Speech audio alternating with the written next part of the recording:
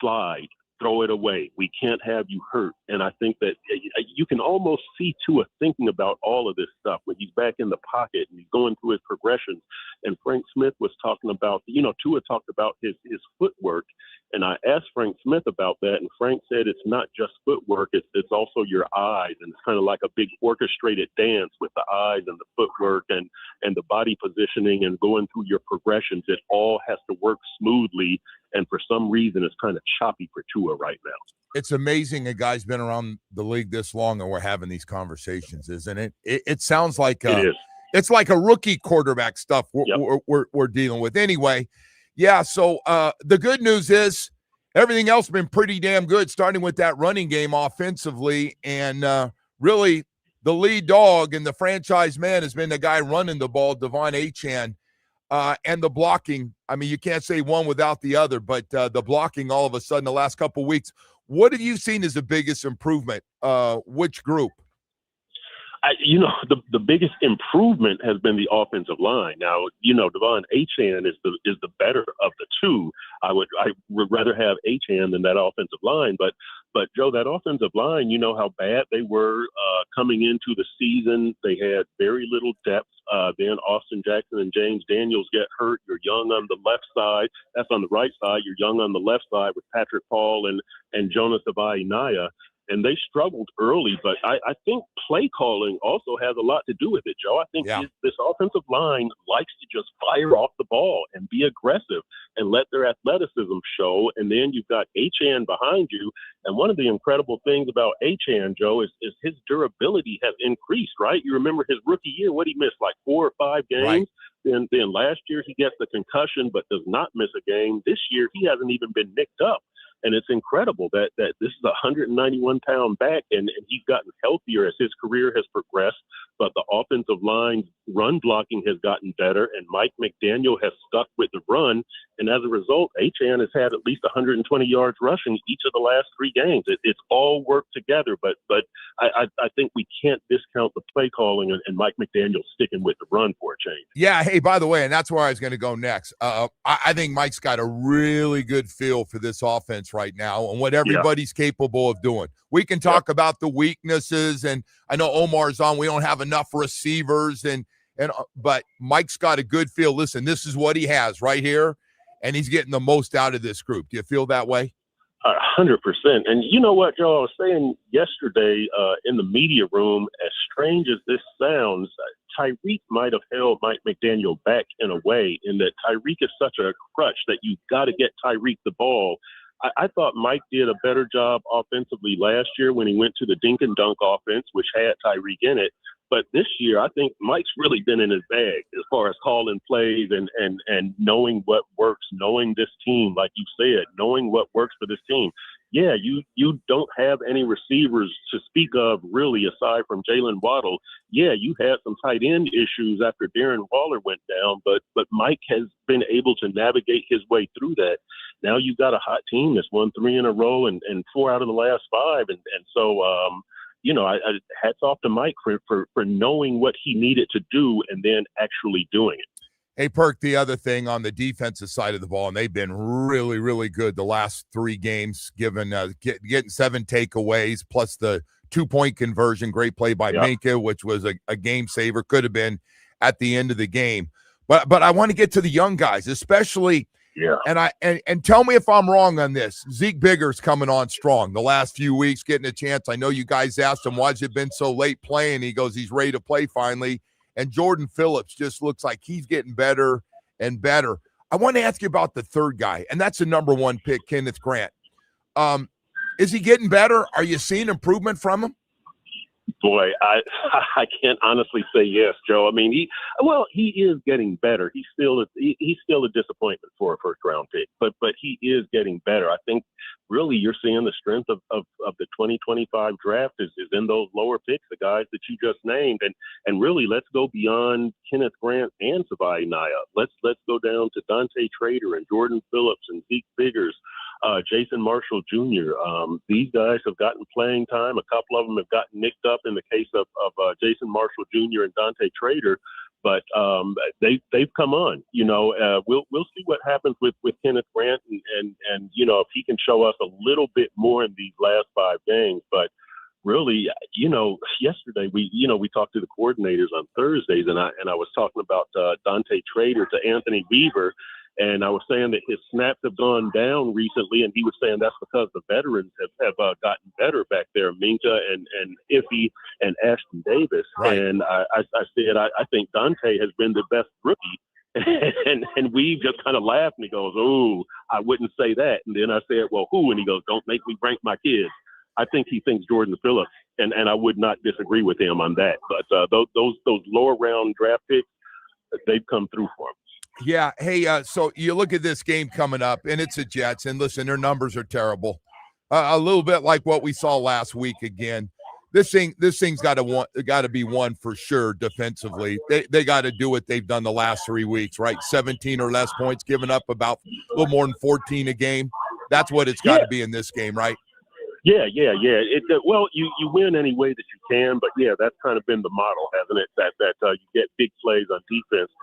Joe, I'm still not sure about this run defense. I think the Jets, I want to say they rushed for like a $180 last time. Yeah, almost 200 yards. Almost 200 yards. 197. Yeah. Right. And so, and the Dolphins just gave up 172 to Washington. I think they held New Orleans to 81. They've been very up and down, but I think they're still like 29th in the league in run defense. So I'm watching that run defense very carefully, but they're starting to make plays defensively. They've almost become a big play defense. And you do it any way that you can. If that's the best way you can do it, then more power to you, because they weren't getting takeaways earlier in the season. But that's been the story of the defense the last few games. So, yeah, however you can do it, you do it. But I've been very impressed with their ability to take the ball away. I don't know if I've asked you this or not, Perk, and everybody's all over the board, and I get it. We lost a lot of games, and we dug one of the biggest holes in the history of the Miami Dolphins franchise by the way they played to start the season. But I want to win games, man. I don't care if they're ugly. Yeah. I want these guys to learn how to win. I want them to make clutch plays at the end, even though they haven't played great in the fourth quarter, by the way, in the last couple of games overall. But guys are making plays. I want to see that. I want to see them feel that, hey, man, I can tell on the plane coming home between the difference of winning and losing when people say, wow, they're making money. They don't care. Oh, no, their ass cares. And you can see it with guys. I want to just get as many wins. And if that means 7-10, 8-9, 9-8, and coming up short, which probably could most likely going to happen, that you're not going to make the playoffs. But I want to win games. What about you? I'm not worried about where you're picking in the draft, which some people drives them nuts. Yeah, no, win games. And I know Hollywood is one of those you're blowing your draft position type of guys. But look, there's good draft picks all throughout the first round. Heck, Indy just got Tyler Warren at number 14, one spot below the Dolphins, who got Kenneth Grant at 13. I want to teach the players winning habits, Joe. I'm like you. I want to see them do good things. Now, the danger there, I don't want to see this franchise celebrate mediocrity. And I don't want to see them fist pumping going, yeah, we finished 7-10. That's not good, Joe. No. 7-10 is That's not good. No. But when you start off 0-3 and 1-6 and 2-7, it's a good finish. So I want to see them win. I want to see them do as well as they can, so you can evaluate players and all that kind of stuff. But you walk that fine line. Don't celebrate mediocrity. Be proud of the team for a strong finish, but don't celebrate mediocrity and don't settle for mediocrity. Hey, Perk, before I let you go, getting back to another part, and there was a huge run, and we know, and you said it to start this interview, that Tua's basically been told, slide, we need you for the season to get through. He had a big play. I think he could have got the first down and not taken the big hit. I don't know if you looked at it again. He comes up 1.5 yards short because he does the baseball butt slide. He comes up, and it was like all this stuff was shocking to everybody as he was celebrating, the number one sign on his butt there. And I was like, what is the team telling him about it? I didn't mean to have to get all that in, but it was a bad celebration, brother. You're 1.5 yards short. Bad look. Yeah. Bad look, Joe. Yeah. It's funny because Mike McDaniel said that Tua was kind of going to go head first, and then he was in between. And that's what I mean by Tua thinking. Like, he's not playing instinctive, right? Yeah. Right. Like, you can't decide, do I go head first or do I do the baseball slide and go feet first? And this is going through your mind as you see that first down marker. That's not playing instinctive. That's not playing natural. Yeah. That's thinking about stuff. They told me to slide. They told me, yeah. you know, I don't want to have what happened with Buffalo last year. And he's got to be able to free himself and just play naturally. I don't know how he gets back to doing that, but to me, that's a crucial thing for Tua. Play free, play natural, play like you enjoy the game, and not like this is a grind. You know, Perk, you hit it, man. You're the first one I've heard say that, and it makes sense because I know when I've been in a funk and everybody gives their opinion, including when you go home at night, and you're like, hey, like, look at, I got a head coach that I meet with all the time because he calls the plays. I got a quarterback coach that's got a coordinator title. I got an offensive coordinator that's a coordinator. And now you bring in another guy who's a former coordinator, like, and everybody got a little different message. Like, that's a great point. Perk, I'll tell you, that was fresh, Perk. That was fresh, man. Hey, have a great trip to New York. We'll see you up there, buddy. Thank you. Good deal. All right, Joe. See you. Chris Perkins from the Sun Sentinel talking about the Miami Dolphins. Hey, we got to go to break here, man. Welcome to our Friday. A little special treat because Perk's got an early flight, getting up there early, and we're going to follow tomorrow afternoon. We'll be up there for a Sunday 1:00 game ourselves, and we got a lot of stuff going on here in town. And by the way, we'll come back, but 9 teams from here in South Florida in the semifinals. A win tonight, and you're on to the finals. So we'll get into a little bit of that. We've got. By the way, the MLS championship coming up tomorrow at 2:30. Haven't talked much about it. Inter Miami going for their first championship. And of course, we haven't talked about the Panthers, who had a 1-0 lead late in the third period and just couldn't hold it, end up losing in overtime. We got more stuff to get to here this morning. And I want to tell you about your South Florida Chevy dealers. It's the holiday season, and you're starting to look around for a new SUV. For some of you, I don't know. I'm stuck in love big, comfortable SUVs, even though it's just me and my wife. And she asks me every day, why do you need that big Tahoe? Why aren't you in that Traverse? And I go, I know what you're thinking. Well, listen, if you do need that space, the Suburban, the Tahoe, down to the midsize Traverse, which is one of my favorite Chevys that we have, that they make. I think it's by itself, and it's coming up. It's coming up here in full-time retirement. No question about it. Over to the Equinox. Woody's driving an Equinox now, and all he does is trying to sell me on that Equinox. Hey, let's talk about the truck family, the durable Colorado to the Silverado 1500 to the Silverado HC. Legendary horsepower, hardest working beds in the business. Whether it's a midsize, full-size, or heavy-duty truck, this holiday season, you're looking around. We're real proud of our SUVs and our trucks because we've got one absolutely perfect for you, your family, and your lifestyle. So whatever it is, we got 14 dealerships throughout South Florida. Stop by this weekend, take a test drive, get a great deal, and fall in love at your South Florida Chevy dealers.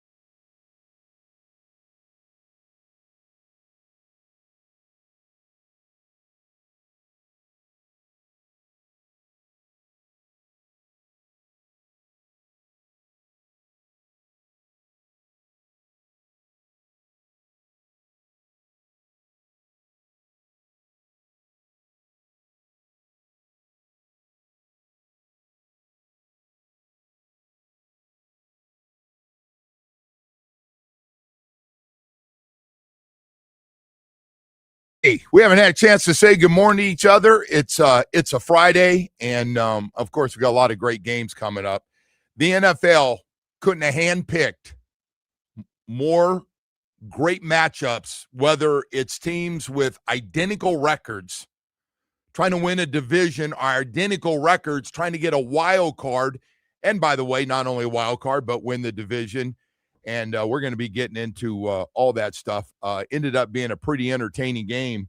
Dallas came back late in that game, but couldn't come all the way back to win it. So Detroit, by the way, Detroit doesn't look like a team that going into that game last night within the 8th seed was out of the playoffs the way they looked. That offense was something else. Both offenses over 400 yards. Here's the difference, though. And I know we've all heard this before. I know doing the games now and being around the National Football League. Turnovers and kicking too many field goals usually catches up to you. So the Cowboys turned it over 3 times, and they kicked 5 field goals. So that means you're marching the ball, you're getting, and they had a ton of first downs last night and things. And by the way, I get it. They got a great field goal kicker.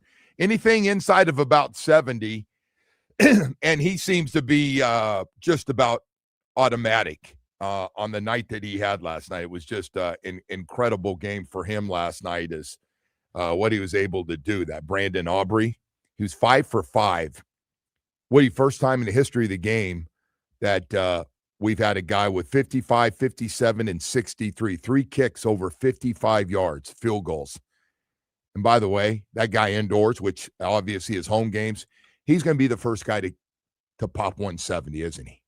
Most likely because of where he plays and stuff. And there's going to come a time where the circumstances where they're going to go, man, it's awfully long, but we got a 70-yarder, let him kick it. And it's just weird because the ball's on the other team's side of the ball. I mean, midfield, you're good to go, right? It's crazy. So anyway, especially with these new kickoffs, the way that the guys are running those things back. You want more offense, although you look at some of these teams right now, and they're struggling to score points even with all the changes they've done. Plenty of points last night, man. Yeah, that over-under was at 50 or something like that. Oh, boy. Hit that easily. Well, 44-30, as you said here before, Detroit gets a win, and they looked – all their big horses were out last night. Both their wide receivers, both their running backs. They look really good. Look really good on one side of the ball for sure. So anyway, hey, the thing's wide open. I guess we get back to that. And I want to thank Perk for coming on and joining us to talk a little bit about the Miami Dolphins who, hey, man, Frank Smith, honestly, couldn't have said any better. Like, we're just trying to get wins, man. Basically, yeah, they're not perfect. Yeah. And you can say, well, you could have lost both games. Yeah, we could have. They could have tied it up with a 2-point conversion, and they could have kicked a 56 or 57-yard field goal. It didn't happen, and all they know, and they're right. They're right, man. If I was on that team, I go, we're winning. That's all that matters. We're winning. It doesn't say anything in the standings. It doesn't say ugly win. Matter of fact, you know what it says in the standings right now? It's talking about 2 teams with long-ass winning streaks like the Broncos and the Patriots, and it's also saying 3 of the best teams in football, or at least we thought, have lost 3 out of 4. That's what it's saying right now down the stretch. That's all it's saying. Now, would you like to see team, not get a little sloppy in the fourth quarter where teams have been able to come back and have chances to win or tie the game? Yeah, of course you would. And hopefully we get a little more out of this offense. As good as the running game is, it's no secret. It's not a shot at anybody. We got to get more out of the passing game. We just do. We do. We got 500 yards passing the last 3 games. And I know, well, we're going to do whatever you have to win. Well, I get it. But at some point, we're going to face some good run defense. And as good as the blocking is, and I got to tell you, schemes and what he's doing right now and the way they're blocking it, and they got some guys having real good years, whether it's their fullback, whether it's their tight end, whether it's some of the wide receivers and the offensive line and the guys that are pulling, including the center, who's really friggin' good, Brewer. They got a lot of guys that, hey, let's get outside and run the football. They're good, really good at it. So we got a lot of other stuff to get to here this morning. And I want to say, first of all, it's pretty special. Semifinals of high school football. We got 9 South Florida teams. And by the way, they are playing all over the state. About half of them are here, but we got teams. This American Heritage Plantation game, I think I was told yesterday by a parent, they had between an 8 and a 9 hour drive to get to the high school they're going to play at. From here to there. I was like, thank God you're not going from Key West to it's a good thing Key West High School is not really good right now and had to go play that far away. So those guys left, obviously, have already long gone and spent the night in some of these little towns that they're going to play in. But a big congratulations. We're going to have Larry Blustein join us at 7:20. But St. Thomas, Aquinas, West Boca, West Broward, nice story there. Really, really nice story. American Heritage Plantation hanging in there as well. And Cardinal Gibbons. Let me see. Cardinal Newman's in there. Chaminade Northwestern and Palmetto, 2 schools from Dade County. So 1 win away, and you're in the state championship. So you got something to play for. Be pretty cool to win a state championship in this state for everybody out there that's going. And we got parents getting up early this morning, going to be driving to these games and getting ready for them. I don't know if they make kids go to school all day on the day of a semifinal, or they give them the day off. How's that work, I wonder? Yeah, I don't know. That's a good question. Yeah. How many schools? I'm guessing they make them go. Hey, show up, but we know you had a test, but hey, yeah, we'll worry about that test later. But play well tonight. Play well tonight, will you? Just make sure you got your game going a little bit. I have some other stuff that the guy overnight got me all fired up, man. Notre Dame? Yeah, like, it's funny. Yep. And I realize I'm just as bad here. I mean, I get it. Well, yeah, he probably thinks you're the same as he is, just with different team. So he goes, Notre Dame needs to get in, and all they need is for BYU to lose, and they're going to get in. But this Miami thing's a joke. I go, well, what's the joke? They beat them head-to-head, jerky. Wow. And he doesn't want to hear about it either. It's funny, Notre Dame fans don't want to hear about head-to-head. They want to hear about, well, look at what we've done in our winning streak, and we've been pounding everybody. And look at your losses, and look at ours. We lost, but you lost to us. Yes, you lost to UM. It's very unlikely, Joe, but there is a potential. So BYU, I think, is going to lose, right? The spread is big on that game. I think how big is it? It's like 12.5. I think they'll lose that game, right? They already got beat up by that team. If that happens, and Miami's next to Notre Dame, and they jump them, the outrage next week will be so fantastic from that fan base. So they will lose their minds. Yeah. By the way, if Miami can't get in, I'm at a point right now, as a Catholic, I'm at a point right now, I want friggin' Notre Dame out too. You're with me, right? Most people like, hey, if we're not getting in, that's cool, but we beat your ass. You shouldn't be in either. If we're going to do that, then keep all the SEC ass-kissing going. And by the way, let me ask you this one. What if Alabama loses a third game? A third game with a loss to Florida State? Well, that's where I get a little dicey about penalizing teams for playing in a conference championship game. Because if they were idle, they'd just sit there and they'd be in. So, that's where I think it gets a little dicey. Well, when are we going to talk? Everybody wants to talk about a bad loss Miami has. How come nobody's talking about Alabama's bad loss? Oh, that's right. It's the Notre Dame thing again. We lost early in the year. You got your ass kicked early in the year. All things being equal, if they had 2 losses, I just don't think you can penalize. Like, what are they playing? Georgia? It's tough to penalize a team for playing a game like that in the conference championship when the teams are that are just sitting there. You're going to move them up ahead of them, though. You know what you're really telling me then? Don't worry about watching these games unless you're just a college football fan, because if you put your Cane stuff on and you're cheering for somehow, that committee's not. Why do we think the committee's going to sit down after they've been saying the same things about Notre Dame and Miami, and that all of a sudden they're going to go, we listened to all those guys around the country and all those national shows, And a lot of those former players said head-to-head matters. It's like a commercial. Yeah, but they head-to-head matters. That guy Juracek was on somewhere yesterday, or he was saying they change his stuff every week. Like Bruce Feldman was ripping them. They change their stuff every single week. It seems like. Yeah, but Bruce is one of us, man. I know, but they can't. Bruce is one of us. Right, yes, like they. By the way, we know who's with us and who's not. Yeah. They can't get out of their own way. Joey Galloway not with us. EJ Manuel with us. I just don't. As far as like penalizing a team for playing in the conference, and this is a bad system, man. It's a bad system to have teams that are just sitting there. Let me ask you, man, how are you going to fix it unless you go? The NFL, man. I don't. It's funny. The NFL doesn't go through this. There's a system in play, and you know what they'd have to do? It's funny. There was one thing. Do you remember what happened after the year and they had those league meetings, and some of the teams that had really good records were mad because the one division winner didn't have a good. There you go. Mm-hmm. They shouldn't just be given that stuff. Now you can win your division, but you got to be the bottom seed. But the problem is the NFL. Everybody plays the same amount of games. Like here's the thing: Ohio State. But everybody's playing 12 games. Ohio State, Indiana. What do you tell those two? What do you tell Indiana going into that game? I know they're both undefeated. But what do you bad example. How do you approach that game? It's not a bad example. How do you approach that game? Like just the fact that game even exists is just. They're going to the playoff. It's a great game, though. Yeah, it's a great game, but I want to see it. But don't you, if you're both I want to see teams, that game. Don't you not? My boy care? Mendoza, quarterbacking, man. But don't you? He's almost half UM. No one's going to remember who won the championship of that conference. They're going to remember who won in the playoffs. So what's the point of that game even existing? Oh my God! Why do you always got to kill Saturday? You're trying. Then don't watch. But if you're not going to move, but if you're not going to count conference championship games and you're not going to penalize teams.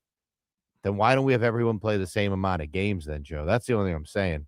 Like Miami's got to sit there this weekend and not play. So Miami's, and now you're telling me, so if Alabama, which probably is going to be a really close game. Alabama should not be penalized for losing in a game when other there's teams no way, are not playing. Then there's no way the Hurricanes are getting in.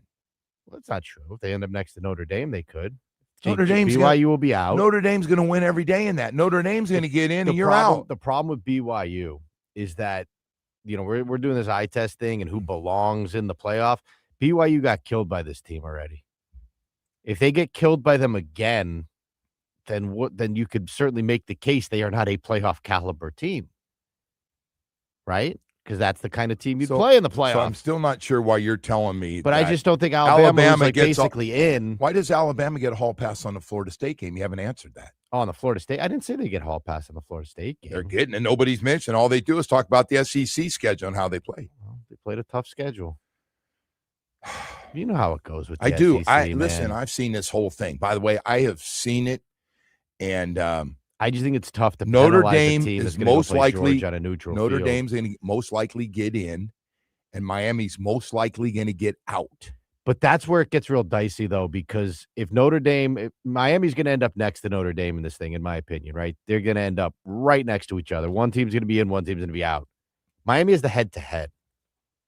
That's the big issue that we're facing right now, is that Miami beat those guys. And I think the score was relatively Have you heard the new commercial? Head-to-head doesn't matter. What matters is some of the things that's head-to-head doesn't matter early in the year. Hello, everybody. We're college football. All right, hey, Woody, we got to go to break here. The score of that game, I tell you what I agree to. What? The score, like Miami beat them pretty good in that game. I know they came back towards the end. But the Notre Dame game? Like if you rewatch that game. Do that. They won the game. That's all that matters. The ACC network apparently is replaying that game 13 times over the next two really good football games. Now stop talking so we can go to break here. Oh, sorry. I got a lecture for us and our boss who now all of a sudden cares about format. Hey, Atlantic Men's Clinic, man, I got to tell you. Oh, Lord. Holiday gift. Listen, I get there's things to give that man in your life or get for yourself, but I can't think of anything better if you're going through low T and ED right now. And I know there's a good chance you're going through low T. If you slow down the old program and you're just saying it's father time and age and I'm just not going to be as active and I just don't have time to do the things and walk and all the things to stay active that I used to do. And yeah, I say no to a lot more and I enjoy TV more. Well, listen, man, staying active, buying years, man. And on top of that, low T and ED are just going to happen. They're happening to every guy out there. And if you notice your energy levels way down, and then on top of that, the old sex drive is not there and everybody's telling you, oh, it's normal and your wife becomes just your friend and you guys go into different bedrooms and all that. Man, I don't want to go through that. No way. I want to get rid of ED and low T. I did. I want my sex drive back. And you do too. And listen, if you're going through this right now and go to Atlantic Men's Clinic for the holiday season, get yourself all set up. Tell them Joe Rose said, and I'll tell you what they're going to do. They're going to, you set up that appointment. They give you the PSA test. You're going to meet with their professional staff. You have a real honest conversation. They have 7 locations in South Florida to serve you, including Hollywood, a smoking new location. I go to Plantation, was there yesterday. Call them today, 877-455-7300, and set up that first appointment. It's the most important one and the greatest gift that you can give a man to get his energy back and his sex drive back. Can't think of anything better. Seriously. I've had all the toys, and this is the best one, man. Visit AtlanticMen'sClinic.com. Find out more today.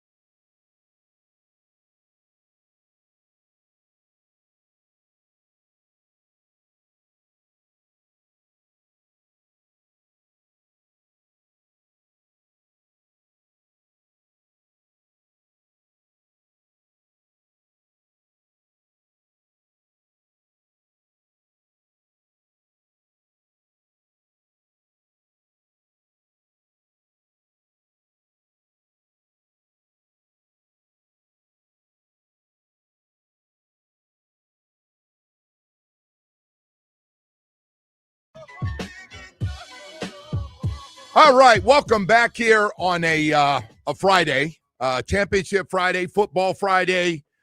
Move on to the finals Friday for a lot of high school teams, 9 in South Florida, Dade, Broward, and Palm Beach County.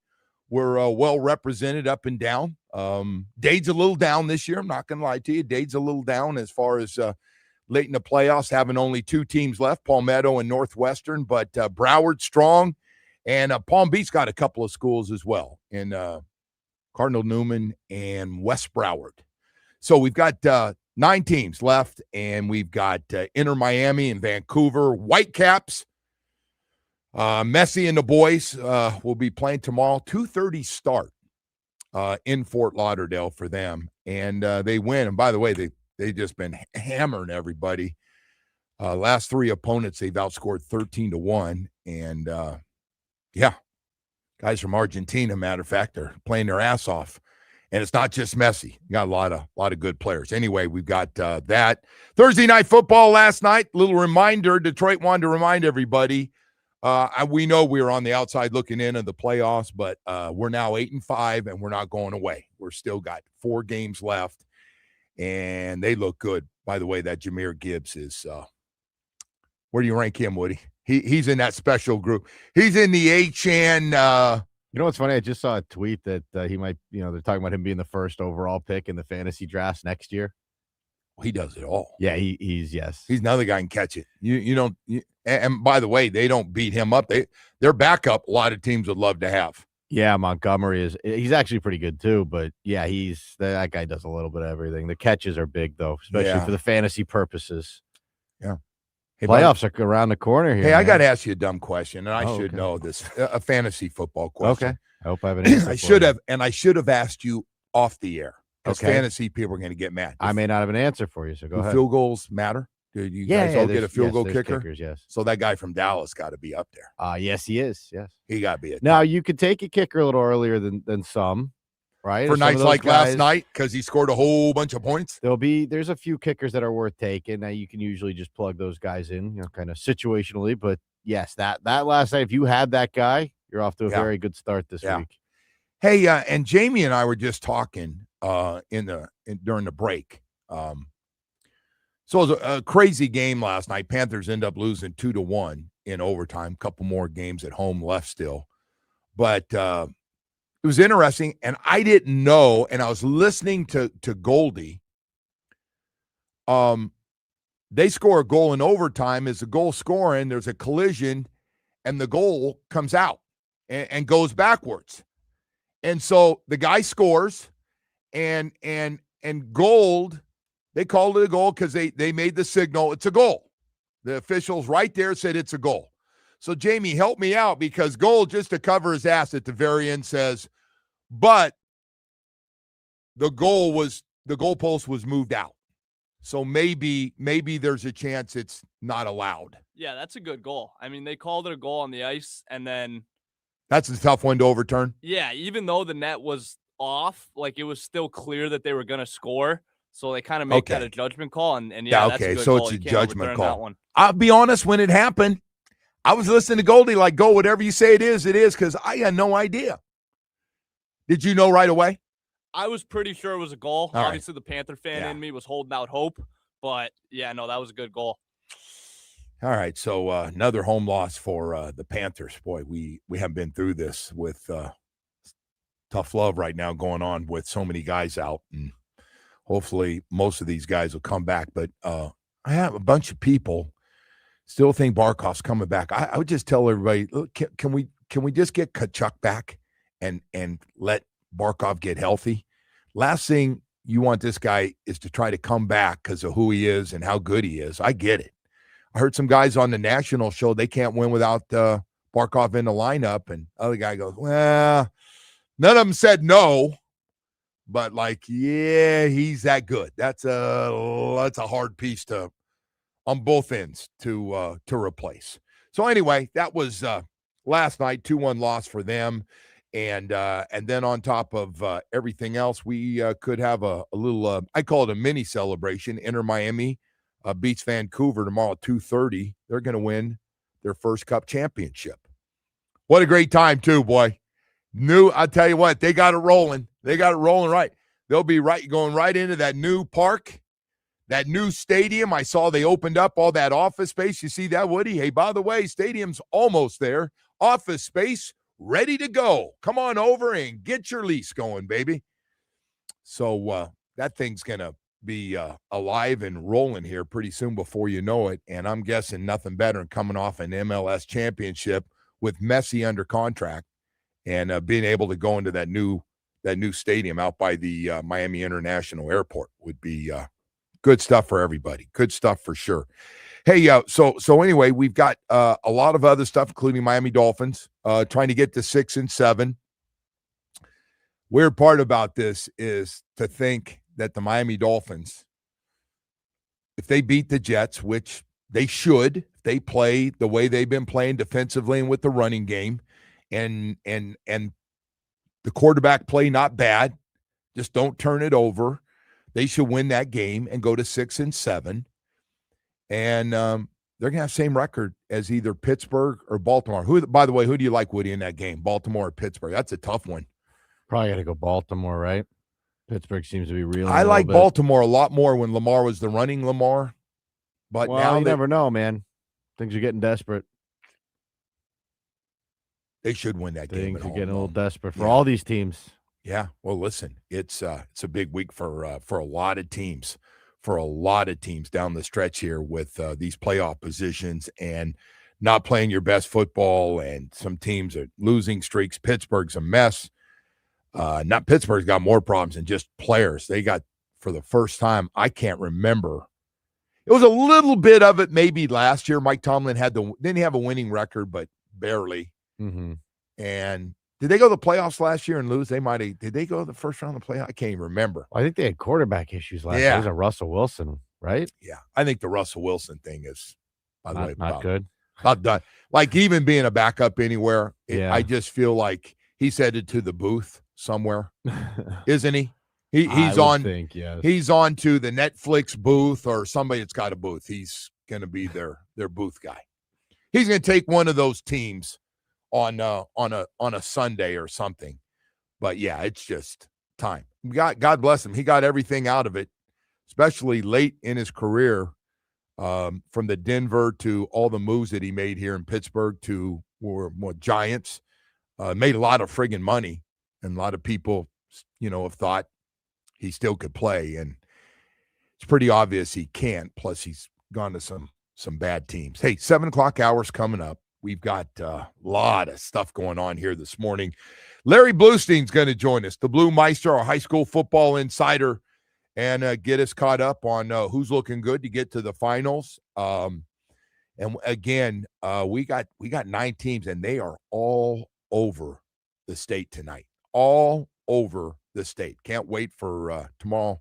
Find out how everybody did. But again, Larry will join us at 7:20 this morning, and we'll talk to him about our high school football and chances for getting to the state championship. Right now, I want to talk to you about hurricane season's done. I know what you're doing. I do. And it's funny because the only thing you can do, really, because you never know when we're going to get hit. Sooner or later, South Florida's going to get hit with a hurricane. It's just going to happen. It does. And the islands took it this year at the very end of hurricane season. And I would just say this to everybody. If you said, well, we got lucky, but we tried to hold it off. Well, maybe it's time to protect your home. And you can do it with Loctite Impact windows, doors, and roofing. They do it all.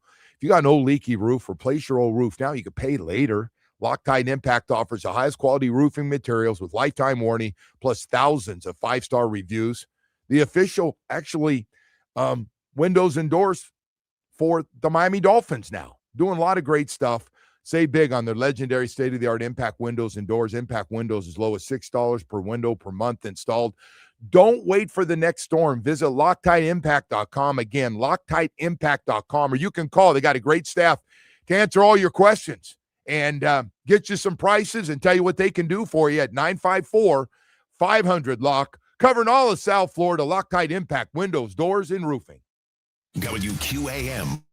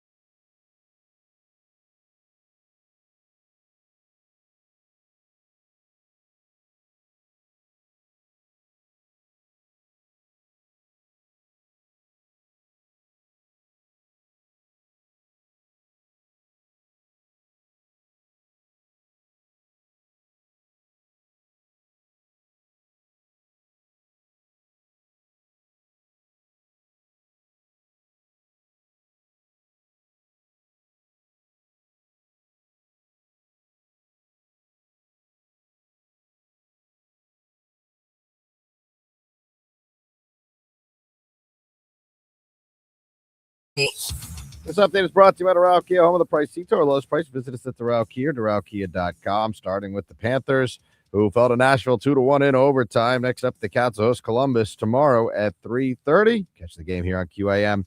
Over to Hoops and the Heat, who will be in Orlando tonight to take on the Magic. Tip-off is at 7. The game can be heard right here on QAM. And tomorrow, the Canes will host Southern Miss. Tip-off is at noon from the Watsco Center. That game also here on QAM. And finally, in the NFL, Week 14 began with the Lions beating the Cowboys 44-30. The Dolphins will head to New York on Sunday, Joe, to play the Jets. All right, keep it rolling. Keep it rolling. Boy, I tell you what, it's funny what winning does to people. I'm listening to all those guys talking, and there's a whole different feel than when that thing was at 1-6 coming home after you lose the friggin' Browns. It's broken. The fan base is just like, I think a lot of them are like me. They just don't even know what to think anymore. I'm not even talking about fan base. I'm just talking about the team. Like, oh no, they want to win. It's good for them. But from a fan perspective, it's just there's so much confusion right now and so much like there's no up in the air, isn't there? And they're staying. Hey, look it, and God bless those coaches, as positive as possible for the guy struggling the most, which happens to be the most important position, the quarterback. Well, that's a big problem. But you started firing people. They're still right mid-season. You started getting rid of people. Well, listen, that's what's the crazy the offseason thing. going to look like? You know, who knows? So look at this. Before you get into who knows, you get rid of the GM and 2 of his key guys. Yeah, for scouting, who have been here way too long. To be honest, you're here 25 years. Listen, don't take this the wrong way. Right? Don't take this the wrong way. But if you're here 25 years and you're part of helping find players, and your team hasn't been to won a playoff game in 25 years, you shouldn't have a job with the Miami Dolphins or any other organization. You're part of it. Now you can go, well, I gave good information and the GM did what the GMs, excuse me, we've had a bunch of them. They take the information and they have final say, which is true. But at some point, you just need to. It's fair what you're saying, by okay. the way. Yeah, it's pretty reasonable. And I'm not getting into individual names because some of the guys are good guys and been around. But listen, man, if it's like whatever we're doing, we need brand new eyeballs and brand new reports coming in. But you can't half fix it though. That's why I'm starting to get a little concerned here. You can't start patching things up again, because then you dig this hole even deeper and it takes longer to fix. So what do you? It's a great question. I don't think they're patching things in. So you think there's going to be and Omar was talking about this, a few weeks ago when we had him in here, and he goes, we're going to clean house and reset the entire thing. I don't know. I don't know if they'll completely clean house. But that's the only way you can do it, though. It's either a patch job or it's a clean house. But you got to upgrade talent. Well, you have to upgrade talent at the quarterback. You got to upgrade talent. I know you owe him a lot of money. I know.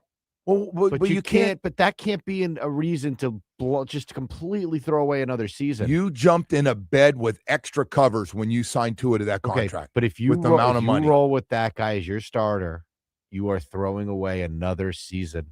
Another year of our lives is gone. That guy will not take you to where you want to get to. I happen to agree with you, but I also understand, Woody, and I'm going to say this, and we talked about this yesterday. There's just a shortage of these guys out there, Woody, unless you got some. Don't well me. But there's not a shortage of Tuas, Joe. What do you mean? The guy's in a battle with the Saints. Can't score any points. It's everywhere. I'm guessing he's going to struggle. You want to go through the teams Sunday? You want to go through the teams that are. I know there's a lot of teams. What if he struggles? By the way, you want to go through the college guys? So what if he struggles on Sunday, Joe, and it looks like the weather's really bothering him, and we got to live with this for another week? If they win the game, but that's the problem, though, man.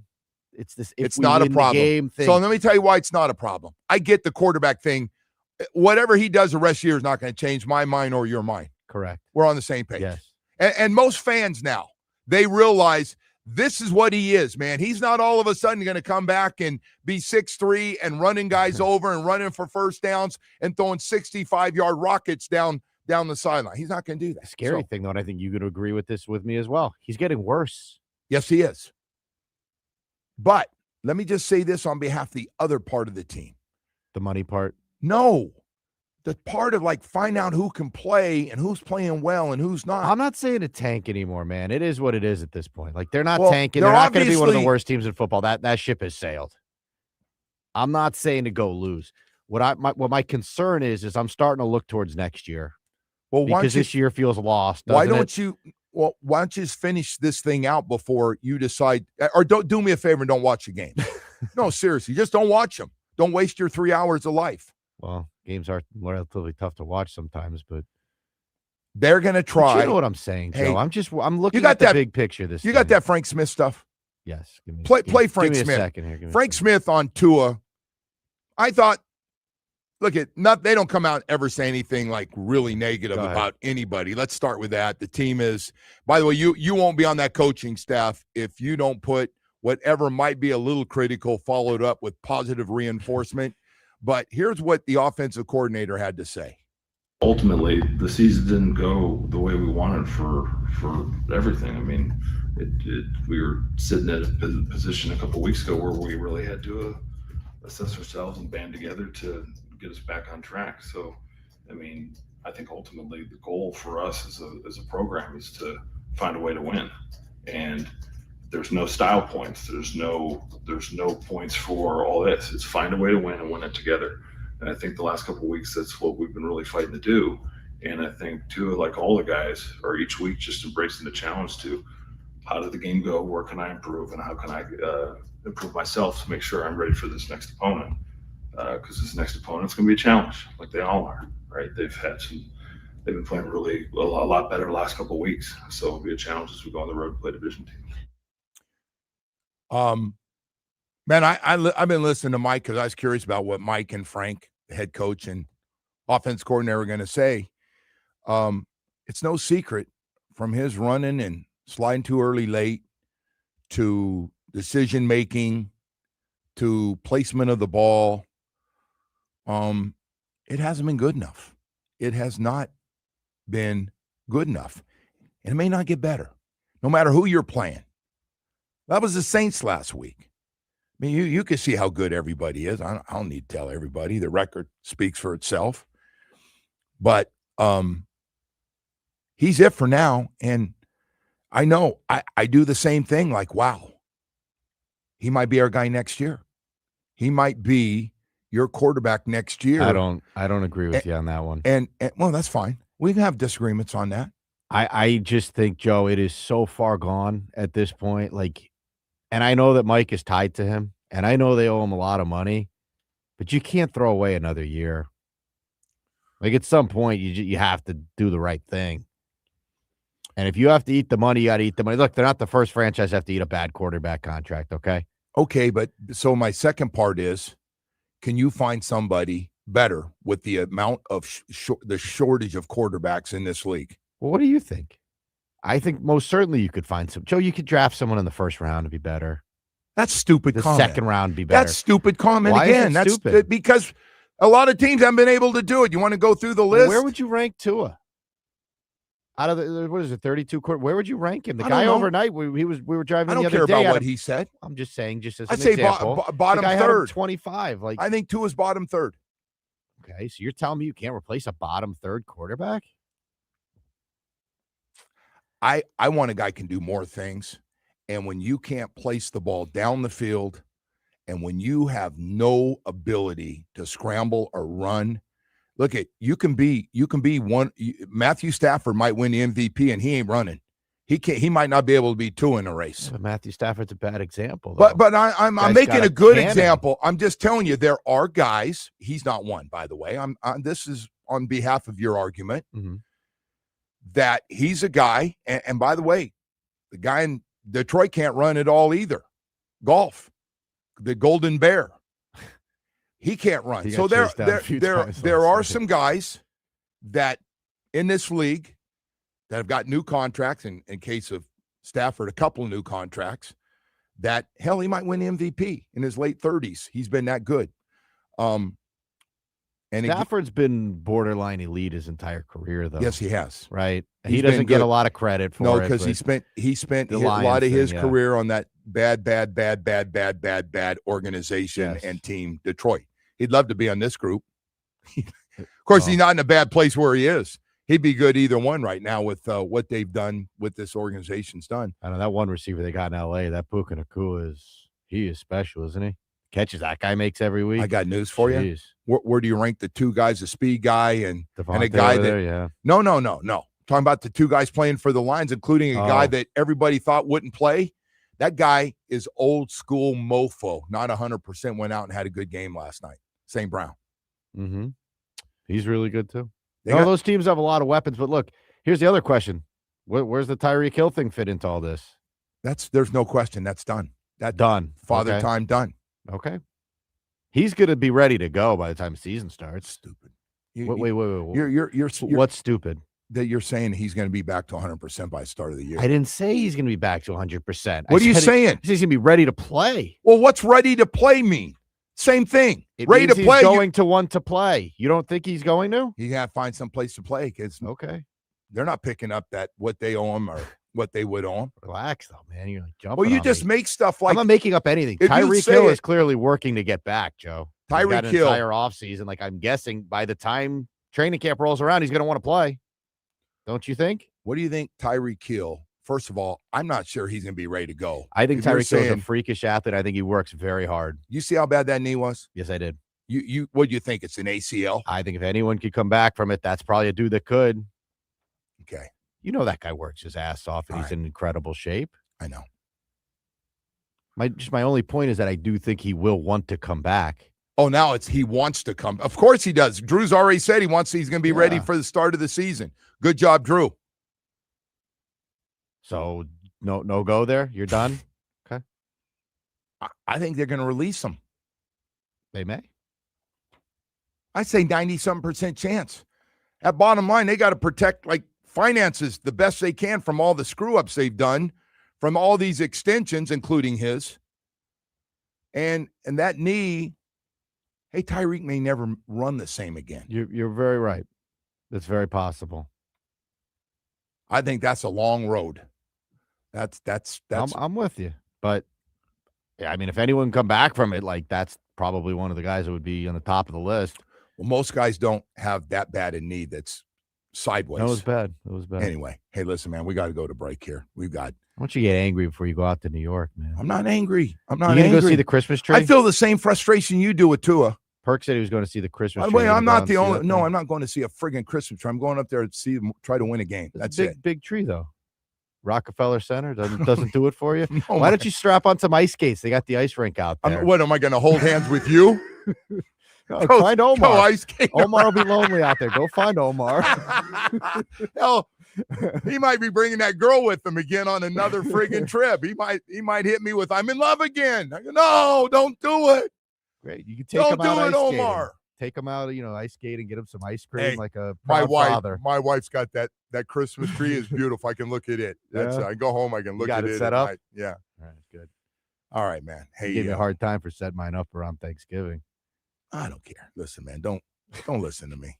Don't listen to me about anything. But listen to me when I tell you about Beverly's Jewelers. Jeff and Amanda, the family of Beverly's Jewelers, have been around a long, long time.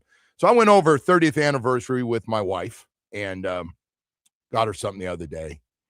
And we're just sitting there talking. I said, man, I remember coming in here for her first and second engagement ring. We broke it off. And I came in again and got a bigger engagement. I got to laugh about it now. So he goes, yeah, I remember that too, man. And I go, man, he goes, Joe, you're talking 34, 35 years. He said, I've been in business a lot longer than that. I'll tell you what, they're going strong, folks. And they are the originals. They got a 3-carat certified lab-grown diamond. They were the first to get the lab-grown diamonds. Everybody was laughing at them. They're not laughing now because all of a sudden they are gorgeous and everybody's getting lab-grown diamonds. They are absolutely fantastic. VVS Clarity E-Color set in a custom-made 14-karat gold engagement ring for just $3,999. How's that? For a diamond engagement ring that's going to just absolutely knock her off her feet. Like, are you kidding me? How long you been saving for this? Man, I'm telling you, 3-carat diamond ring for only $3,999. If you really want to pop the question, you're running out of time. And she's going, if you don't get me a ring soon, we're over. I've had that happen a few times. And you run down there and you get it. Well, listen, it's a home run. Choose from your favorite shapes, and larger sizes are available at similar savings. But hurry, this offer is for a limited time only. Hey, shop Beverly's. They got a huge selection of diamond studs, tennis bracelets, fine jewelry with up to 70% off select pieces during their holiday sale. Great time to go in there no matter what you're looking for. I got to go back in there for Christmas again. They got great stuff. Tell them what you want to spend.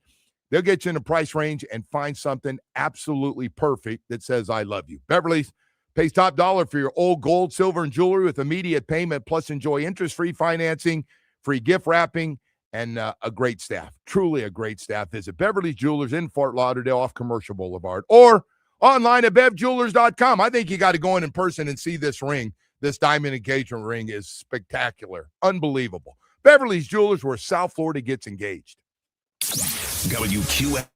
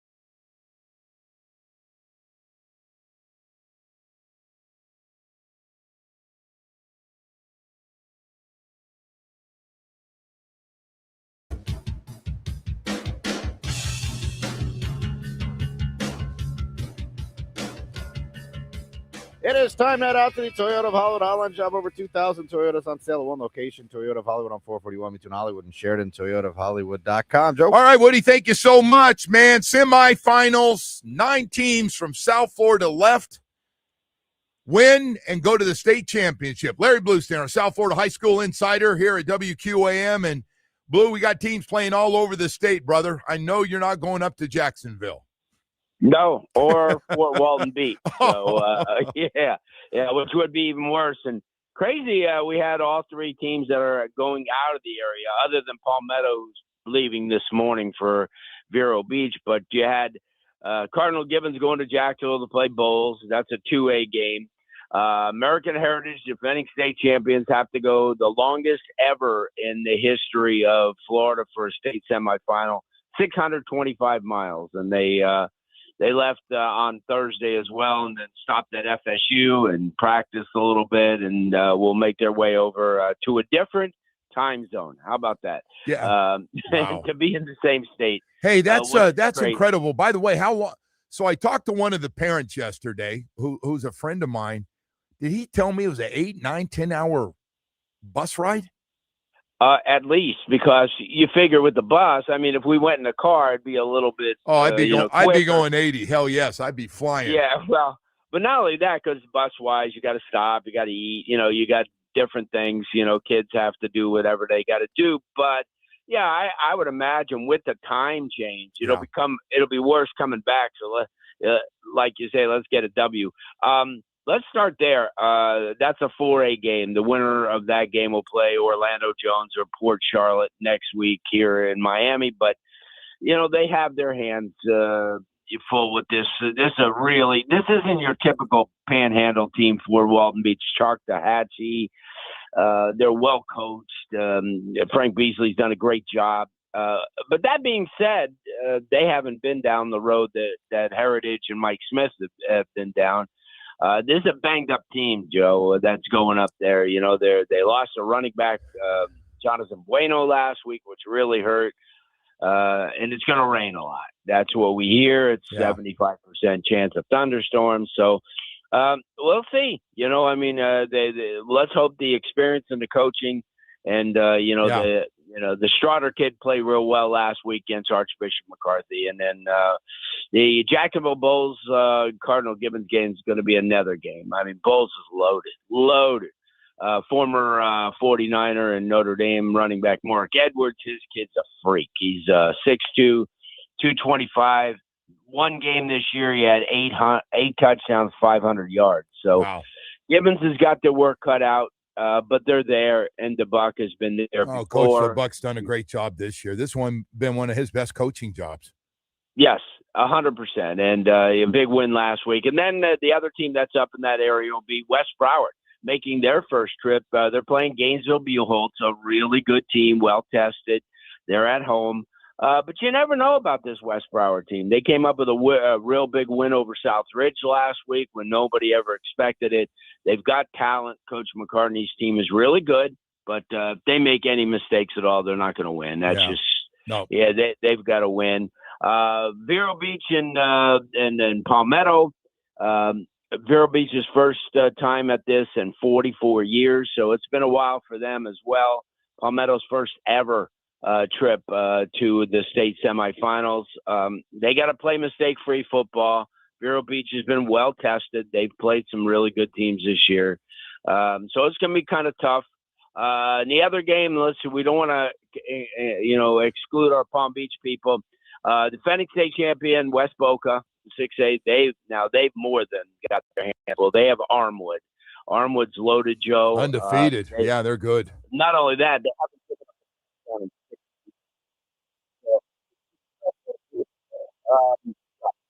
Interesting. And then up in Palm Beach this evening, our Tampa Carroll is that Tampa Carroll Wood and Cardinal Newman. That's where I'm going. That's where I'll be tonight. That's a 1A state semifinal. Cross our fingers that Jack Daniels could win that, because wouldn't that be a great hometown matchup against Chaminade next week. But this is a good team. We had Jack on our show last night, And he said that we're facing, but they faced a lot of good teams, but this is a good team. This is a really good team that they're facing. They're big. DeMarcus Van Dyke's son plays for them as well. He's a young kid. He's a DB, but good. Now for the good. Yeah, let's get to the big three. Let's get to the big three now. Let's start with St. Thomas playing Riverdale. Yeah, it's on the surface. That's just another ho hum. Let's get to our seventh straight state title. Riverdale's nice, but they're not St. Thomas nice. The Raiders have put it on the last couple of weeks. Big wins. MacArthur last week. Yeah, this should be one of those 45-7 games. Hey, let's just call it as it is. No sugarcoating. The way it is. How about Chaminade, Jacksonville, Trinity? Well, let's do that one. Repeat of last year. 35-7 last year. Trinity's really good. Good team, but not Chaminade good. This is something that we don't ever see. People like to get the state championship once. This would be St. Chaminade's 10th consecutive state championship appearance, which is just unheard of in this day and age. Yeah, that should be another one of those games where I just don't think they're going to stop Derek Cooper. He's just phenomenal, and that could be. And then Northwestern. Oh boy, I'll tell you what. When I saw them last week put a 50 spot on the board against Central, I said, you know what? Yeah. Line up all comers nationally. I don't think this is what a team. What a team! The young the young kid. Everybody's talking about this young quarterback. I was talking to some guys. Said, Joe, what is he? He's only a sophomore, right? He's going to be unbelievable. 7 touchdown passes against Central last week, and he's for real. They're playing Orlando Bishop Moore, and nice team, but this thing will be. I think that the Orlando Bishop Moore is kind of they're one of those teams that are going to come down. You could. Couple years from now, hey, listen, we played a Transpal. That's one of those things that they're going to look back. This should be a running clock early in the third quarter. Wow. I know Bishop Moore's got talent, but come on. When you're looking at a team that just put 50 points on the board against Miami Central, a program that's nationally recognized, and they've put the gauntlet on, and I think that they're getting ready for that rematch against Jacksonville Reigns, which may not or may not happen because Reigns has to play Sarasota Booker tonight, a really good football team. So, but they're at home, so that would be next Friday. The times are out for all the state championships. The 3A one, which would be Northwestern, will be Friday instead of Saturday night. That Saturday night would be the 7A game. Hopefully we can get Palmetto in it. If not, it would probably be Venice. Hey, so I got to ask you here real quickly. I saw the player of the year was a running back out of Chaminade. That your choice too? Yeah, Derek Cooper. Yeah, we were just talking about him. I said, that's a kid. He's John Beeson is what he is. He great linebacking prospect, but he runs the ball. He's 6'1", 200 pounds, and fast. And going to Texas. Yeah. He'll be playing for the Longhorns next year. Believe me, you'll hear about him real quick. He's just too good. Player of the year, Nat Moore approved of him the other night, obviously, and but that was a really good ceremony. You know how that is. They do a great job, and had some really good players out there as well. Good representation. I think Justice Fitzpatrick brought the entire Dolphin squad with his brother Minka and the family, and well done. And but you're right. Derek Cooper's just one of the best players in the country, and still the number 1 rated 2026 player in the state by Prep Red Zone. So well, listen, Blue, I just wanted to say, man, all 9 teams, man, congratulations to get to this point. And hey, you never know, right? Could be some upsets tonight. You give West Boca, one of our better teams, any shot to beat Armwood? You can be honest. Don't sugarcoat to win. Yeah. Got to score to win, and then this is a team that has scored 600 points, only given up 40 points all year. Yeah. But you know what? West Boca's been there before, so they are the defending state champion. Armwood's not. So, hey, listen, you go, you play the game, and let's see what happens. Hopefully, we could get a few teams there next week. If not, we have football right here in our backyard starting Wednesday night, and we'll begin go Wednesday, Thursday, Friday, and Saturday, and 4 great days. We'll talk about it next week. Maybe we'll sneak on Thursday instead of Friday next week. That sounds good, Blue. That sounds good, man. Just so we can cover everything that's going on. But yeah, we're excited about it, and hopefully, like you said, congratulations to all the 9 area teams. And we'll be up tonight in West Palm Beach. All those fans. That's nice that you're going up there. Support Jack. I like that. Hey, thank you, Blue. Appreciate you coming on, brother. Thank you. Okay, Joe. We'll see you next week. Larry Bye. Blustein, our South Florida high school football insider. This dude covers the whole state like it's his next door neighbor. Unbelievable. Hey, I got to tell you about Dr. Barry and his staff going into another weekend. And for a lot of guys, that's another weekend of just in a funk, and everybody around you is going, what's wrong, man? He just got to get out of this, man. You got to do something, man. Can't let your mental health stay like this, brother. You got to do something, man. Everybody, I think most people go through highs and lows in their life. And sometimes that has to do with a marriage or a relationship. Sometimes it has to do with work. Sometimes you just get off the road and all of a sudden you're drinking too much or doing some different things. In drugs, and hey, man, well, it starts as recreational, and next thing you know, you got a little problem. Hey, whatever it is, man, Dr. Bear and his staff, he's been there. The guy's been through it. He and his staff are fantastic and ready to help you get your mental health where it needs to be. Recovery Unplugged Behavioral Health has a beautiful mental health residential program in Fort Lauderdale. For 12 years, they've helped over 20,000 people heal with expert clinical team and innovative treatments like ketamine therapy for depression, anxiety, and trauma. If you or someone you love needs a winning strategy, a little help, call 954-737-4508 or visit recoveryunplugged.com. Everyone deserves a great season in life. Hey, maybe it's your time. Recovery Unplugged, heal out loud.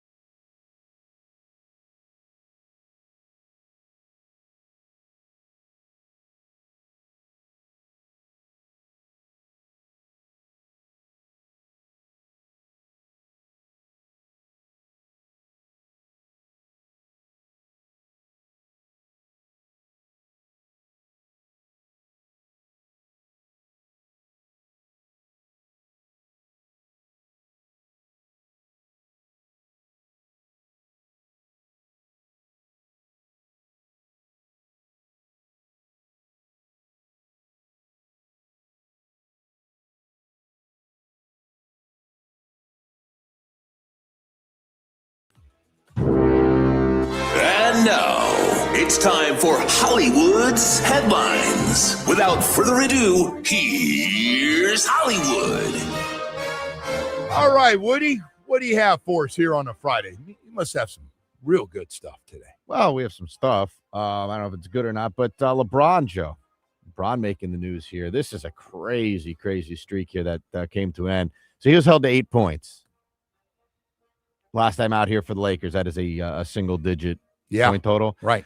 He had a streak going of nearly 1,300 consecutive double-digit regular season scoring games. That came to a close last night. So since he's been back, I haven't seen him. I see his two partners have been putting up big numbers. Yeah, Luka and Austin Reeves. How they were really good for a while. I don't know what their record is right now, but he definitely turned into the third fiddle on that team. It's weird. He's 40. I know, I get it. That's a crazy 1,297 games. He's been unbelievable, man. The Lakers, by the way, are second place in the West. They're 16-5. Clearly the second greatest player of all time. There's no debate. Clearly. I just watched that Jordan thing again, too. I thought I'd give a little different angle. He's clearly, this is an honor, second best player of all time. You know, the weirdest thing about that Jordan documentary is towards the end, like when he said he would have come back and he thought everyone else would have come back as well to go for 7, and that GM screwed it up. I don't know, man. They killed that GM. Did you see how they made like fun of him on the bus? They just killed him. Well, why talk about stay out of the way, man? That's what they pretty much said. I know you're the GM and you're celebrating stuff. Can you get your ass out of here? Well, they said he was getting salty because he wasn't getting enough credit or whatever. I got Phil Jackson in between all that stuff. That'd be crazy. Putting the fights out and Michael coming in going, Dennis Rodman, you're giving him time off to go to Vegas. Yeah. That ain't going to work great. They got great stories. That whole thing is. That was a different time, though, man. Could you imagine that now? No. If a guy in the middle of the playoffs, like Jimmy Butler or something, like he's just like all of a sudden in the middle of the playoffs, like, I got to get away for a couple days. I need some mental health time. And went out to Vegas and went nuts. Came back. And Michael going, he ain't coming back. he goes, no, we got to go get him. Tell him we need him back. Wild. That documentary to me is by itself. That's a must watch 3 or 4 times. Yeah. All of them. And then Pippen ends up looking bad in a lot of the stuff in that, right? Well, that ruined that relationship. Where he didn't go back in. Don't say documentaries can't ruin relationships. That one did. Mm-hmm. You think MJ really cares that Scotty's upset? Somebody asked me, I go, I know MJ's got a strong personality. I don't know if he does or not. He admits he needed him. Like, he was a great number 2 man. He was a great number 2 man. To be completely honest, Jordan is such a private person. And I know he did the document. I just can't get a read on him as a person, man. Like, I don't know. Everyone else, to an extent, all the stars have been out there enough where you get some sort of read on them, right? Jordan is just so Let me ask you a crazy one. Who's MJ's really good friend that played in the NBA with him during that time? Who's his really good friend? Yeah, you ever hear about him being with one guy and they do stuff together? You seem to like Larry and Magic, I guess. No, I had great respect for him. Yeah.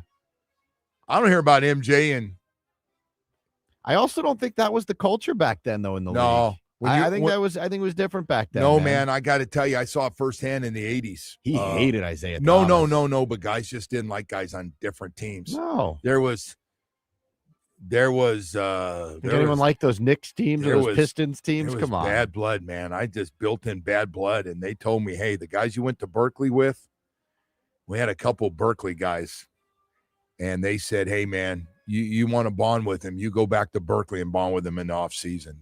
We don't want to see any ass kissing, handshaking, and they were serious about that stuff. No, it was different. Now everyone's friends.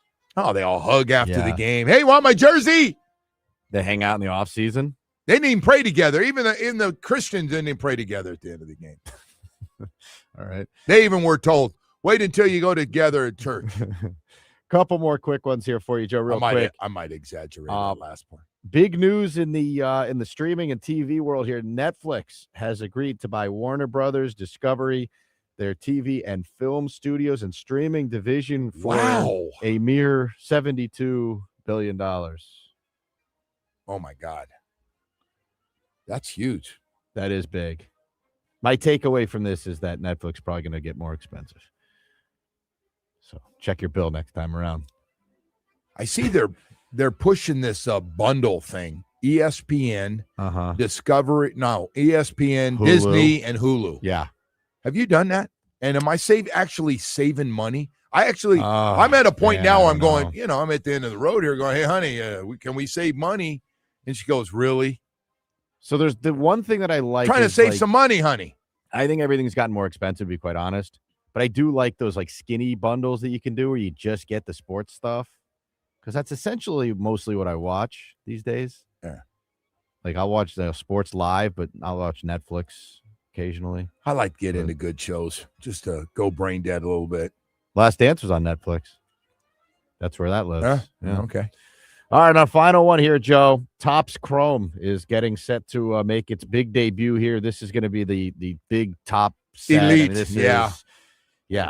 Anyway, they had a how expensive is this going to be? So this is called the first day issue. It's essentially like if you're a card person, I think it's essentially like the first off the line, which Panini would do, which is like the top end of the set. So they do something called a Dutch auction. You ever heard of those? No. A Dutch auction is where they started at a certain price. Yeah. So, like, for example, this one started at $3,500, and the price keeps lowering every so often, right?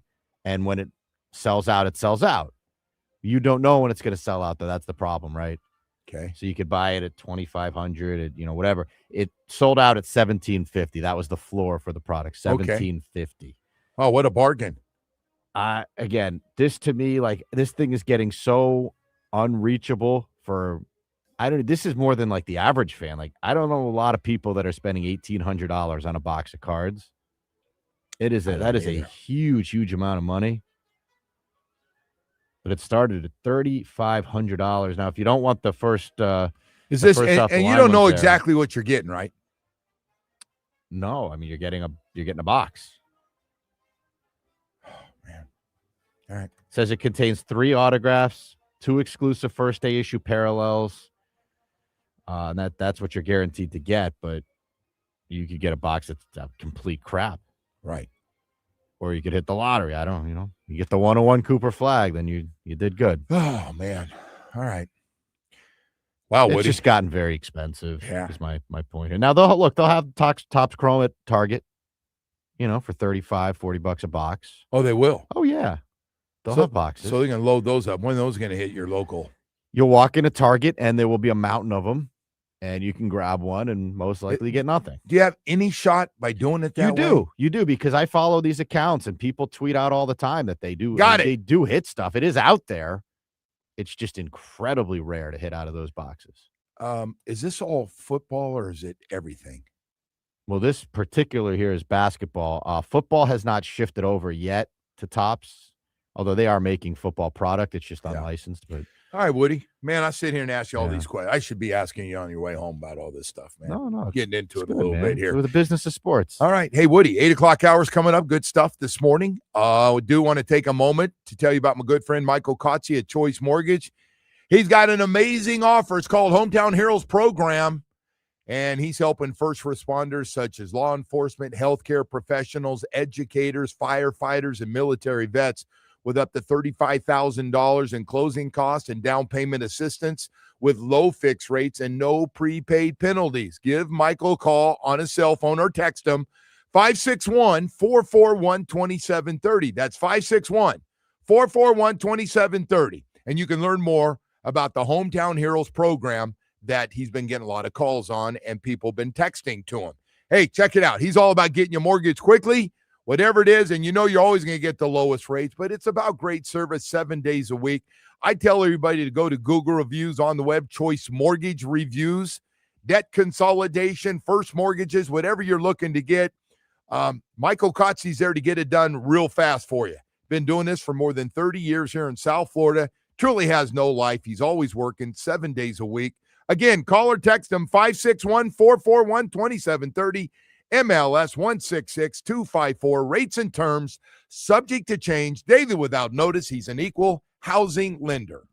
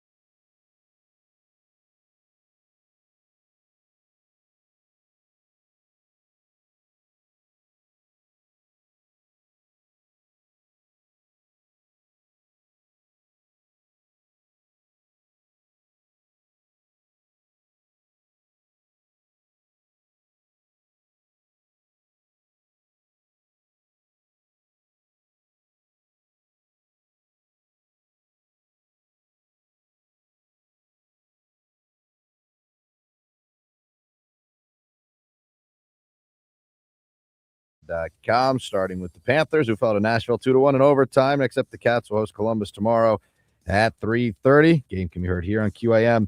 Over to Hoops, and the Heat will be in Orlando tonight to take on the Magic. Tip-off is at 7. Game can also be heard here on QAM, and tomorrow the Canes will host Southern Miss. Tip-off is at noon from the Watsco Center. Again, the game can be heard here on WQAM. And finally, in the NFL Week 14, began with the Lions beating the Cowboys 44-30. The Dolphins will head to New York on Sunday to play the Jets. Joe, I hope you packed your cold weather gear. I'm ready to go, man. 30-40 the next couple weeks. Huh? That's going to be doable, right? Monday Night Football in Pittsburgh. Hey, the Canes did it. It is doable to play in the cold. Let me just say, hey, Jerky, let me just say something real quickly. What? Pittsburgh, Miami played a 12 o'clock game. They play at 9. Okay, well, the Dolphins are playing at 1 o'clock on Sunday, okay? No, this Sunday. Yeah, I'm talking about next. I know what you're saying, but the Canes went up and played in the cold. No, listen, man, it doesn't matter. You're damn pro. You're right. And by the way, most of these guys grew up in cold weather. Did you just hit me with it's going to be nighttime?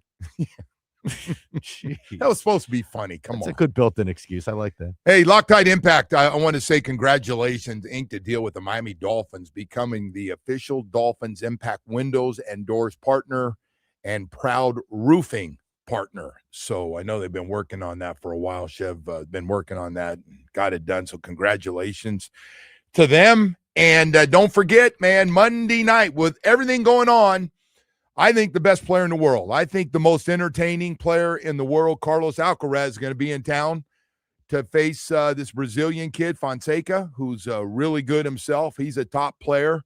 And, boy, you talk about a rock star in Brazil. This guy's unbelievable. And then Anisimova and Jessica Pegula will play each other, ranked 4th and 6th in the world. So you got a nice little doubleheader of really good men and women that will play. Tickets start at $40. On sale now at marlins.com/tennis. If you love tennis, can't wait for the Miami Open.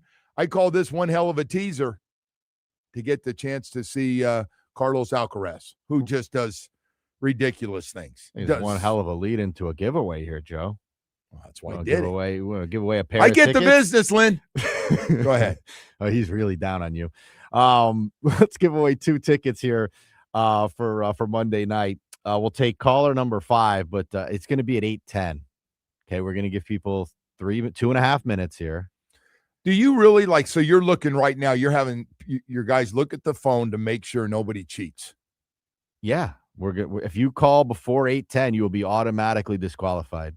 But living down here, we all like to jump the gun to get something, especially like that, tickets to go to Loan Depot and watch this event. Well, this may shock people, but we have a tad bit of integrity back here. So, by the way, we're going to hold true to the giveaway. Just so you know, what? Between TV, print media, and radio, we are by far the sleaziest group of human beings there is. That's true. But that's why we're trying to work our way into people's good graces. So we're going to do it at 8:10. See, like these people calling right now, they are automatically disqualified. Mr. Rosa, you went too early. Mr. Gomez. Oh, excuse me, Mrs. Gomez. Too early. Hang up. Bertrand. They're eliminated. Looks like the ACC network's calling or something in there in the middle. It does say that, yeah. Can you imagine? A commissioner? Hey, I'm coming down. I was kind of hoping I could get some tickets for that, man. Yeah. I tried to track the commissioner down, see if he wouldn't mind speaking on the whole thing. But I don't no think go there's there, much man. he can say. Woody, Woody. It'd be nice if you said something. Woody, it's funny because look, Canes fans going to be watching, and it's a long shot that they're going to get in. I've listened to everybody, and the 2 games. Hell, you know them by heart. And some of you have never seen Texas Tech or BYU play. Hell, some of you probably have never seen Alabama and Georgia play, although they're on all the time. But even if Georgia beats Alabama and Texas Tech beats BYU, to me, the BYU thing is different. They're not going to get in. There's a good BYU thing is different, though. Don't you agree? There's a good chance those bad Catholics get in before Miami.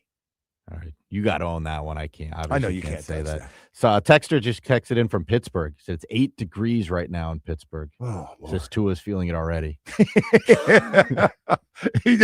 Tua got up this morning, went, no. I have that Kansas City game stuck in my brain where he was throwing that ball and it looked like he was trying to chuck an anvil downfield, like just a boulder. Hey, man, can I just say this? I'm not making an excuse for anybody. And you did. You said it's going to be dark, so it's different. I was joking with you because everybody makes so much of the cold weather. Very serious about that. This Kansas, it is colder in the dark. This Kansas City thing, that was a different cold, man. I came home sick as a dog, and I was barely in it. Like, you did come home sick. And Bo's down on the steps. He got it zapped him. Like, we had to get a doctor to check on him, and it was bad stuff. And then 3 people that got liquored up decided to walk, and they ended up dying. And they lived there. It was friggin', I think it was one of the coldest days ever in Kansas City. That would make 2 games I've been there in Kansas City, 2 of the coldest games I've ever been to see in person. Just crazy. Anyway, they got to win that game. Just go up and, as Frank Smith said, and look, it doesn't always look pretty, but we're here to just get wins now, one at a time. Same thing the coaches are saying, the players are saying. We know the last 2 have not looked real pretty, especially late in the games, and it kind of left you like scratching your head as you left. But then you wake up in the morning and seeing the standings. They're 5-7, trying to make it 6-7 against a really bad Jets team that is dead last in some different categories. Dead last. They are really, really bad. So you gotta take advantage of this stuff, man. You just get after it. And their offense is 28. Their passing game is last. They don't have any interceptions defensively. I think that's the greatest stat. Looking at this Jets game, they've played 12 games, they're 3-9. They do not have an interception. Everybody has an interception. I was thinking all the different ways you have an interception. Throw the ball, gets tipped up by one of the guys putting their hands up on the line of scrimmage, one of the defensive linemen, and it goes right up in the air, and somebody gets 1 or 2 of those a year. I was thinking of all the overthrows over the square ends and post patterns where a safety's playing deep and it hits them right between the numbers. Nothing.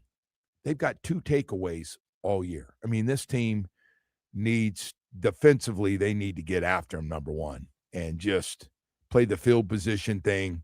Don't screw it up on special teams and just get a win. Get the running game going in the cold weather, and let's see what happens. Sorry to interrupt you here, but Matthew from Miami took the tickets. All right. So they're all gone. Played by the rules. He played by the rules. We, by the way, we have all the giveaways up for the week. We had different cities for every winner. We had Pompano, Lauderhill, Coral Springs, Miami, and Hollywood. Well, we like to think that our market's everywhere. Yeah. Not just in Plantation.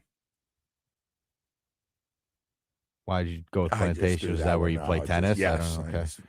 Yeah. The tennis community? Doing that, the tennis community. Well, they'll all probably be at the event. Oh, they're going. Yeah. The junkies are all going. They're not worried about the junkies. The junkies go to Del Rey. Junkies? Huh? They like being called junkies over there? I know who they are because I see them at 11 o'clock when I go to the court. And the ladies are finishing up their doubles match or they're still playing. Are these the ladies that you guys fight with? No, we don't fight with. Most of them are good ladies. Who was it that gets involved? Who's bothered most by the yelling? Who'd you say it was? Was it Alan? I don't know, but the pro heard me say it. Oh, really? So he says to me, he laughed. He thought it was funny. He.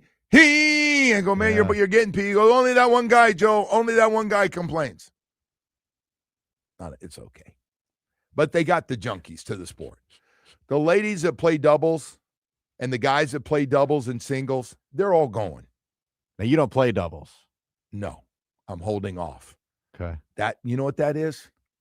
You start playing only doubles, you're showing age. And I'm fighting it with guys. And all the guys my age are playing doubles. Joe, what are you doing, man? You got to be playing doubles, man. It's fun, and you don't have to run as much. I don't want to do that. I'm not sure how you'd be as a partner, though.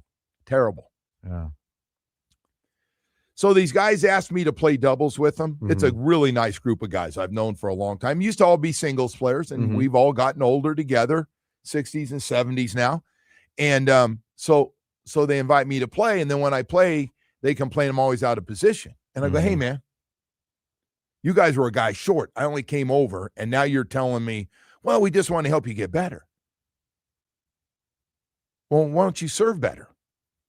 And stuff like that. Mm-hmm. So anyway. Would you rather play doubles tennis or singles pickleball? If you had to choose one. I play doubles all day and night. Really? Over playing pickleball. Okay. Too many people getting hurt on pickleball. It's going to be the downfall of that sport. I don't know who could deal with you as a partner. I'm trying to think of your tennis group. On a serious note, pickleball's friggin' everywhere. Yes, so you want to hear what's going on? So over in Plantation, they have courts, and they're packed with people all over Broward County. So now all the Plantation people are complaining. Those people aren't even from here, and they're taking our courts. You need to get somebody over here to police it so Plantation people only can play. They have that. That's how busy that sport is. People are looking for paddleball. What's it called? Paddleball? You know what it's called. PP ball, pickleball. I think the difference between the players, I think you like this comparison. It's like skiers for snowboarders. Maybe, the skiers are all they're all very uptight, like tennis players, and the pickleball players are like snowboarders. They're very loose and very easygoing. Since your ass doesn't play tennis, how do you know how tennis players are? I just know. You watch them on TV and see that they're uptight. Really, that's what you get out of it. Yes. That's what I get out of it. Has to be. Has to be so quiet in the stadium. I love when someone makes a noise. I love you got to stop the point. I love your in-house call.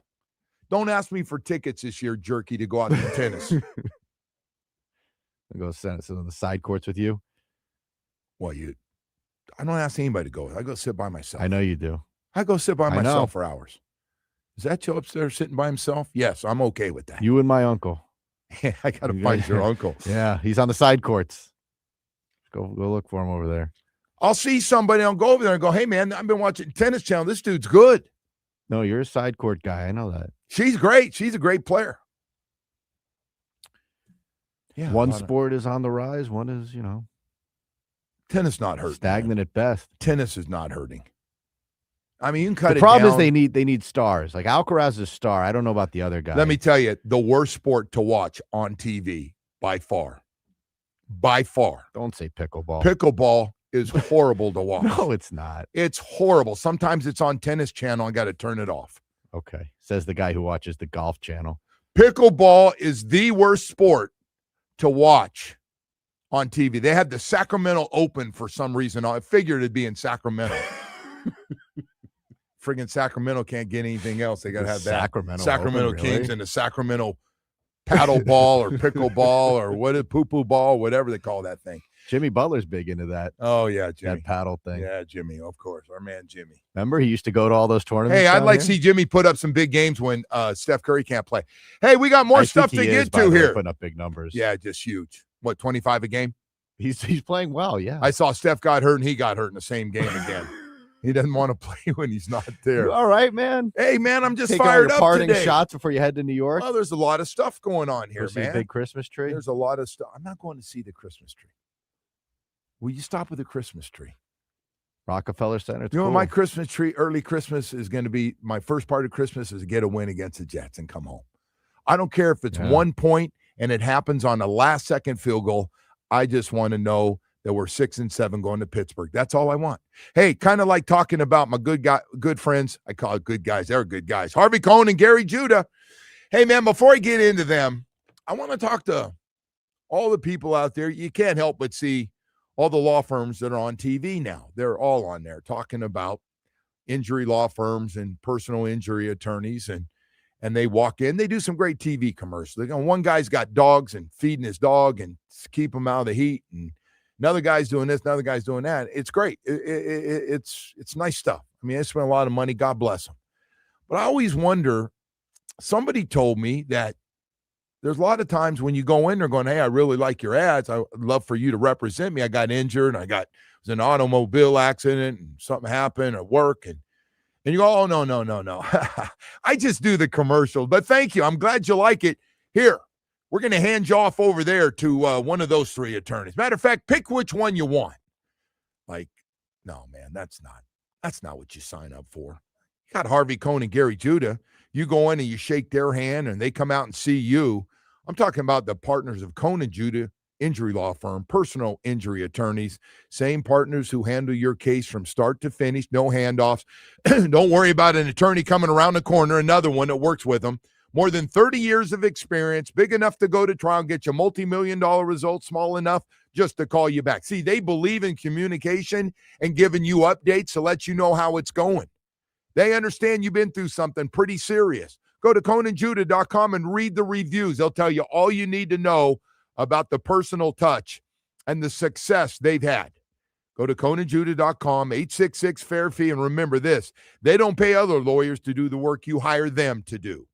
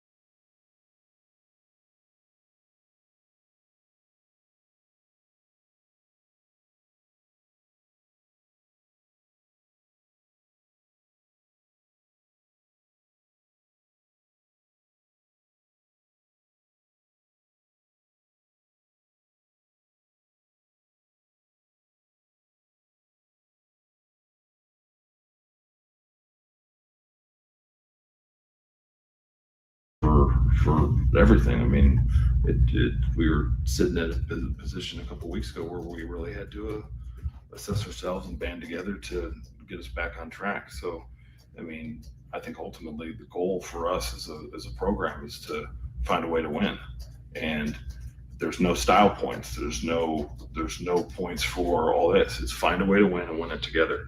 And I think the last couple of weeks, that's what we've been really fighting to do.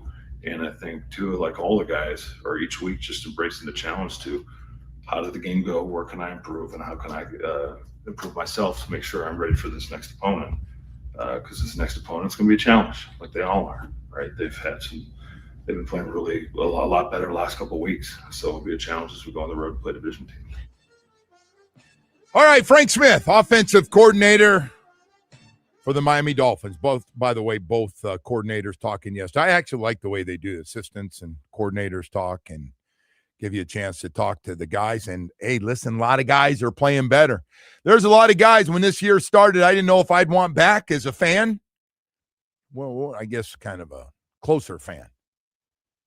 And so there are a lot of guys playing well.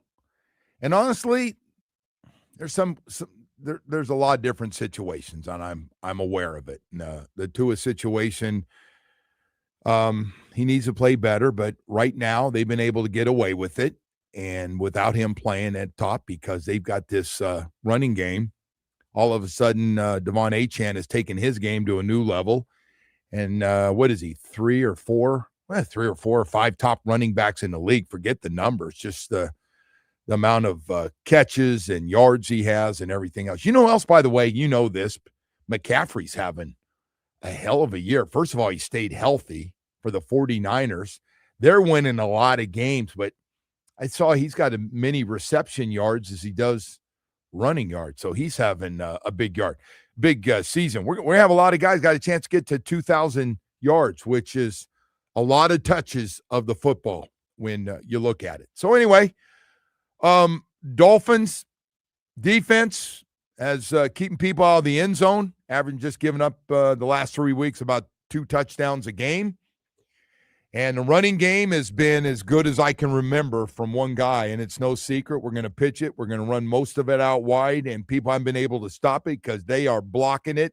And when execution is really good, it doesn't matter. And then he breaks a lot of tackles for a 190-pound running back. He really does. And then he's got the gear. Then he outruns dudes, which has been real nice. So now, next few weeks, I see the QB going, although he's got 3 of his last 5 games in cold weather. So we'll see how we throw it and what the game plan is, and try to find a way to get some different guys to football. But it's going to be heavy Achane going in, man. This could be 20 to 20, 21, 22, 23 carries and 5, 6, 7. He didn't have any catches last week, which never happens. That was shocking for a guy that leads the team in receptions. But, yeah. And the kicking game, by the way, while we're at it, this has been about as good as it's been in a long, long time.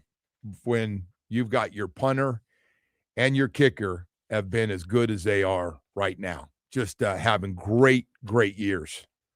Just been fun to watch, and got a guy fills in, and you see how many teams have gone through these kickers, and we've seen a couple guys actually get fired right after our game.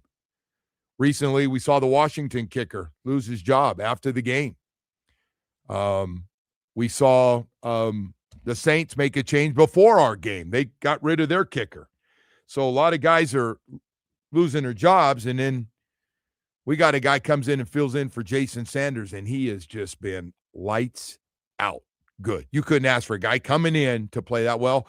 And the good news for him, he's made himself a lot of money going forward to get a job and stay in the league, because it's been a great opportunity for him. We didn't know Jason Sanders was going to be out so long. I don't even know if he comes back now at the end of the year or not. Still not up unless something happens, and they have a lot of IR moves they can still make on this football team. So anyway, we got another topic real quickly. This Canes thing, and Notre Dame thing. It's really not about anybody else. It's just about, I think I've seen both sides of this growing up in an area that Notre Dame was very popular in California. And if you're a Canes fan back here, the way this thing's gone and the head-to-head win that you had against Notre Dame. But I've just learned there is bias. There's no question about it. You like certain teams, especially when it comes to college.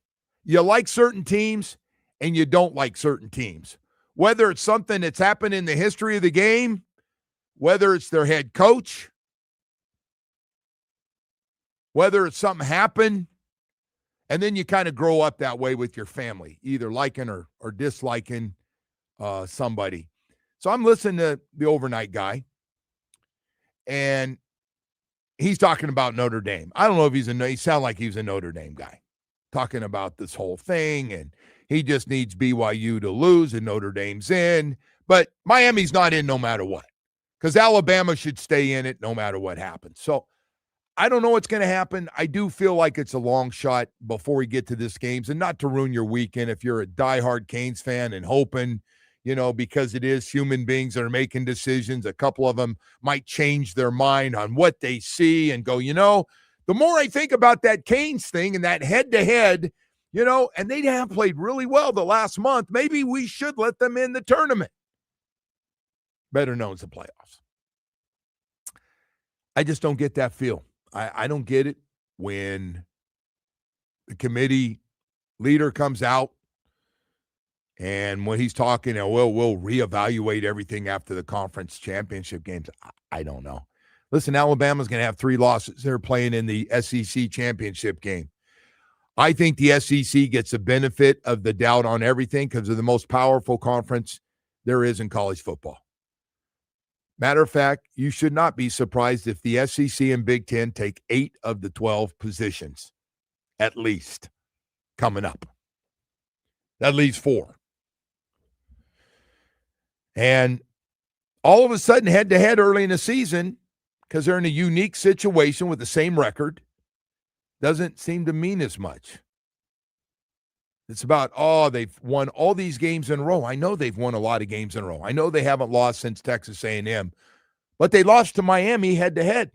Now, I waited this thing out, and I was beating up UM like, hey, you did this to yourself, man. If you don't start playing better, you got no shot. You lose 2 out of 3 games, and then, and I give them a lot of credit, coaching staff, the players, because, usually when you get in the Canes recent years, actually for a while now, you lose 1 or 2 in the ACC, and the next thing you do is you lose 3 or 4 in a row. You've seen it, man.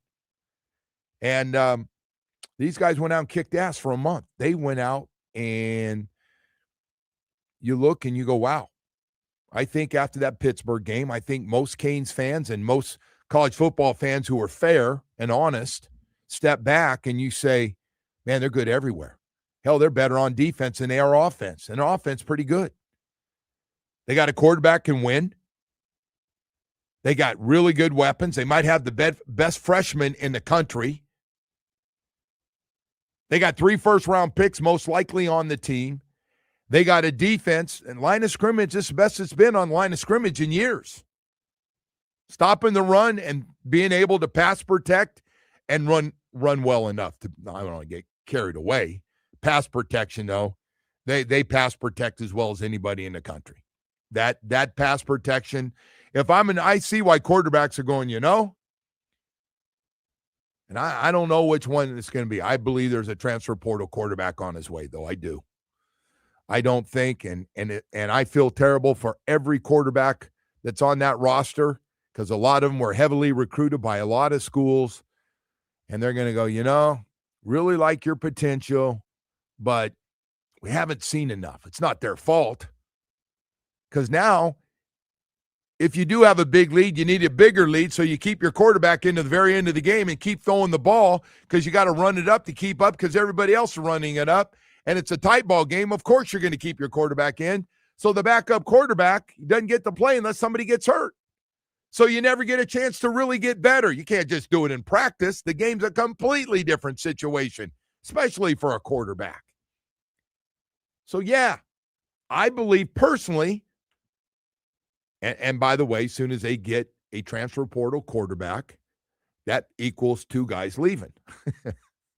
That's how this thing works. One guy comes in, you bring a transfer portal guy in from anywhere from $2, $3, $4 million, a little bit more.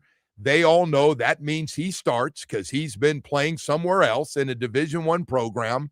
And so you have to transfer. And it goes on and on. But this team deserves a chance, man. If these things go right, and Woody might be right. Alabama loses this game, they're probably going to stay in. They're probably going to stay in, even with that terrible loss to Florida State. Well, I'm going to just do how like the committee does and just make up the rules as we go and say that if BYU gets blown out, that puts again Notre Dame in. No, well, does it? Because maybe Miami jumps them. Because doesn't Miami end up ranked right next to Notre Dame? What sign? Then they can't. But then they can't say the head-to-head. I'm with you, by the way. I don't think they do. But they keep saying if Miami's next to them, if they're close enough, we're going to do this head-to-head thing. Then it's going to count. Yeah. So maybe it counts. I don't know. Well, but I think the thing with Alabama, though, it's like, you can't. It's tough to penalize a team for playing in a conference championship game when you're sitting not playing. That's fair. That's difficult. That is fair. 3 losses, though, is 3 losses. But now we're going to let 3 losses. What if Alabama opted out, the game? They're like, we just want to play in the playoff. Who did Texas lose to besides? Do you know off the top of your head? They lost to the Gators. I know that. I lost Florida Gators. That's a bad loss. They lost to Ohio State, right, in the first game of the season. Right. But the first game of the season doesn't count. You know that. Apparently. All right. Hey, anyway, we'll come back here. We got more. Mike Florio going to join us. We need a better system, Joe. We got problems. I don't come up with an idea. There's no idea. Well, they got to get rid of conference championship games. If we're not going to penalize teams for losing. In the name of money, brother, they're not. In the name of money, they're not getting rid of those games. Those games generate this Indiana-Ohio State game is like the peak of stupidity. By the way, that's one game I'm looking forward to watching. But why though? What's the point of playing? I want to watch my boy Mendoza. That's my guy, man. Hey, you watch him play in the playoff. What's the point of that game? When you got 2 teams that are already locked in. Fair. Why do you want to play that game? Especially if you're Indiana. You've actually made some really good points today. What if Indiana loses by 5 touchdowns, which they very well may? Soft, but you're strong today. Oh, whatever.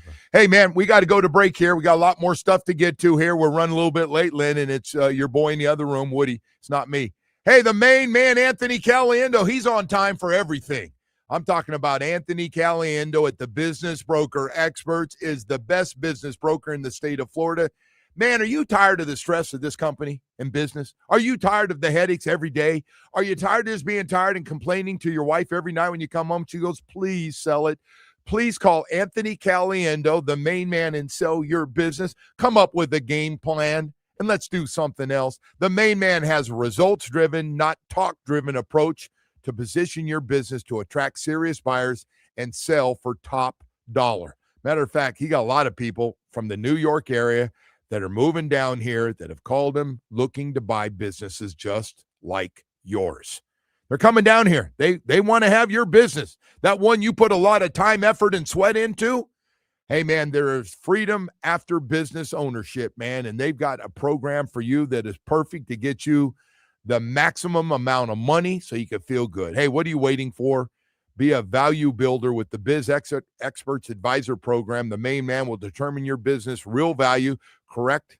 Man, he can just get you as much as 71% more. Dial 1-800-THE-MAIN-MAN. That's 1-800-THE-MAIN-MAN, and start building your freedom today with Anthony Caliendo, the main man.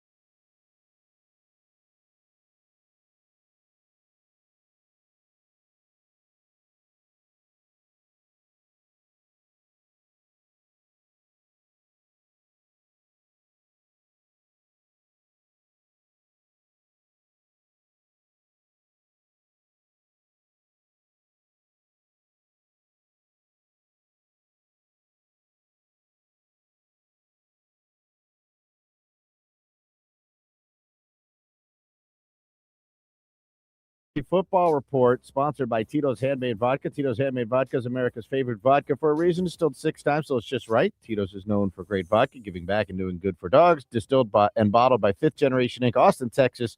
40% alcohol by volume. Savor responsibly. And if you didn't have Jahmyr Gibbs going last night, hopefully we can give you. When's this football season? You got a couple more weeks, last week. Right? This is the last week of the regular season. It is. Then we hit the playoffs. How are you doing, Woody, on your 4 teams? Any of them in first place? I have 2 teams that are going to make the playoffs. Okay, make the playoffs. Yeah, All the right. league here. I think we're going to make the playoffs. It's been an up and down. How much money is that in that league? I don't know. You can't say. It's a low buy-in. Right. People are cheap. Anyway, top quarterback rankings here, Joe, this week. Josh Allen comes in at 1, Jalen Hurts at 2, Matthew Stafford at 3, Joe Burrow at 4, Mahomes at 5, Tua Tagovailoa checks in at 23. Okay. Got it. Tyrod you got Taylor it in checked in at 17, by the way. Oh, God. He got nobody to throw to. I don't know how the hell he's doing it. Running back rankings, Devon Achane at number 1. Wow. James Cook, Jonathan Taylor, Josh Jacobs, and Bijan Robinson. Breece Hall checks in at 6 there. And then some receivers for you, Jackson, Smith, and Jigba. Number 1, Puka Nacua. 2. Do you have any idea who's going to be this good? Which one? 1 or 2? 1. No, he's been very good. He's an Ohio State kid, too. They have good receivers at that place. Jeez, and the best one's still there. He's a sophomore. Yeah. He's not even eligible to come out from. You got to come back one more year. How much is that going to cost us? I hear he's going to Tampa with Heartline. But anyway, Rashee Rice at 4, Devontae at 5, Jalen Waddle at number 9. Wow. Okay. You're not buying that whole he's going to Tampa thing, huh? No. All right, fair enough. Ohio State's not letting him go.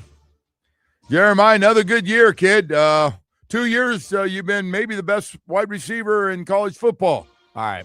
We got your record here, by the way. You're trending upwards, I believe, right? What is he at, Jamie? So you went 3-2 last week. You're 59-43 on the season. So very solid stuff. Can I be one of those guys that works in Vegas handicapping? Or You're no? better than a financial planner with these numbers, man. Don't say that. Incredible. Don't say that. Those All guys right. are good. Let's see if we can stay hot here, Joe. Falcons hosting Seattle. We just talked about Seattle. Seattle's favored by 7 on the road.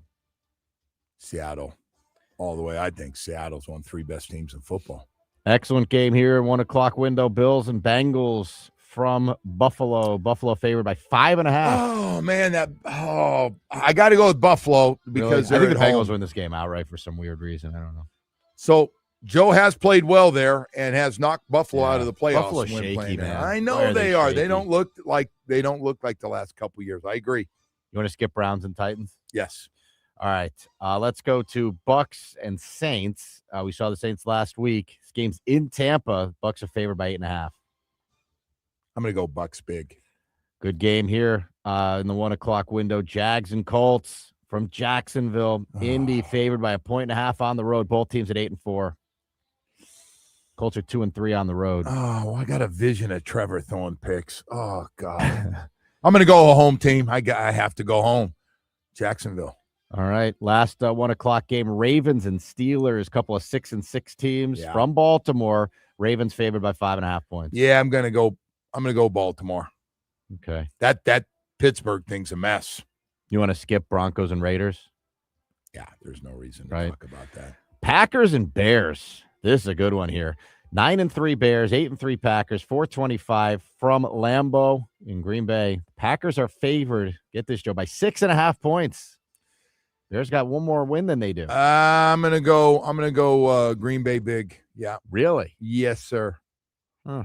All right. Fair enough. No respect for the Bears. You want to skip Cardinals and Rams? Yeah. Let's go to the good ones. All right. We got so many sexy Sunday games. night. Yeah. Chiefs hosting the Texans.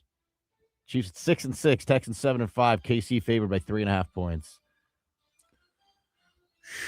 I'm gonna go Texans. Okay, then let's backtrack here. Sunday, 1 o'clock.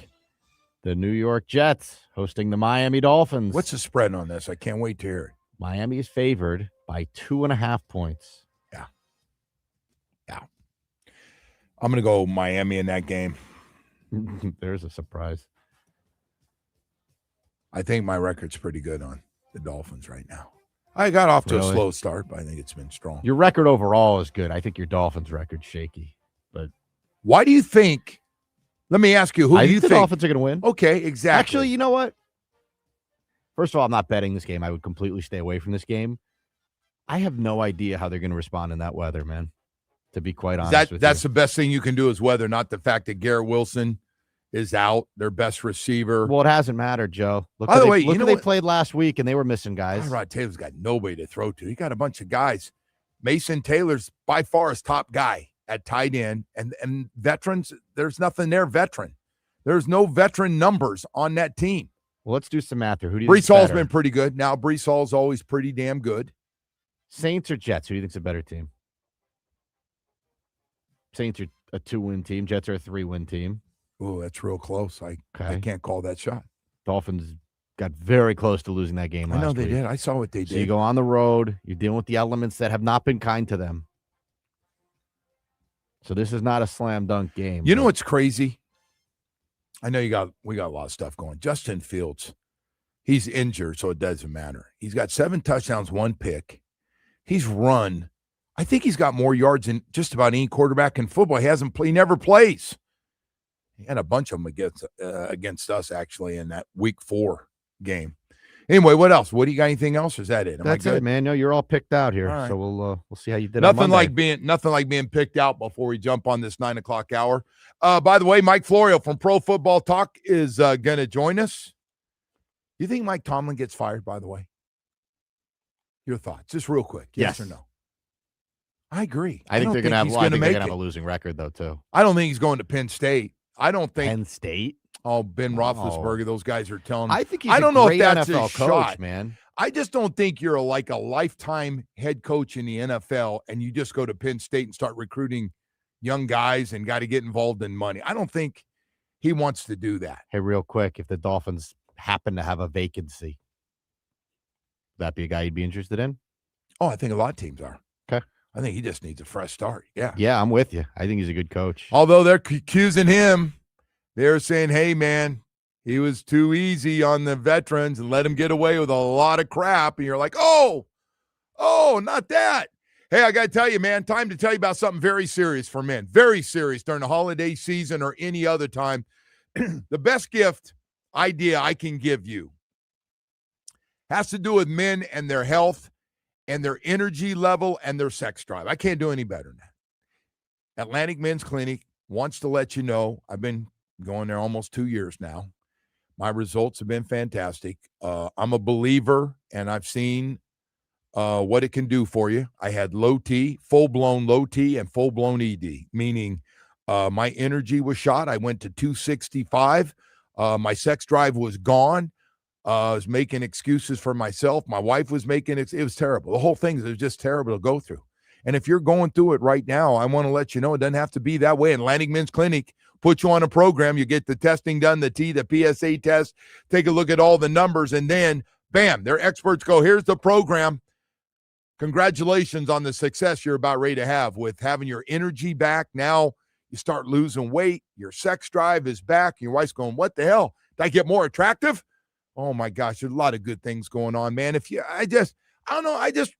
want to feel like I'm 40 every day. I do. I just, right to the end, man, I want to go. And that's what Atlantic Men's Clinic's all about, making you feel great, energy level, sex drive, and everything else. They have 6 locations in South Florida to serve you, including a brand new one in Hollywood, 877-455-7300. I say that number once because you need to set up that phone call, and you need to call them and set up that appointment for great results. AtlanticMen'sClinic.com for all the information you need about Atlantic Men's Clinic. It works, and it works quickly.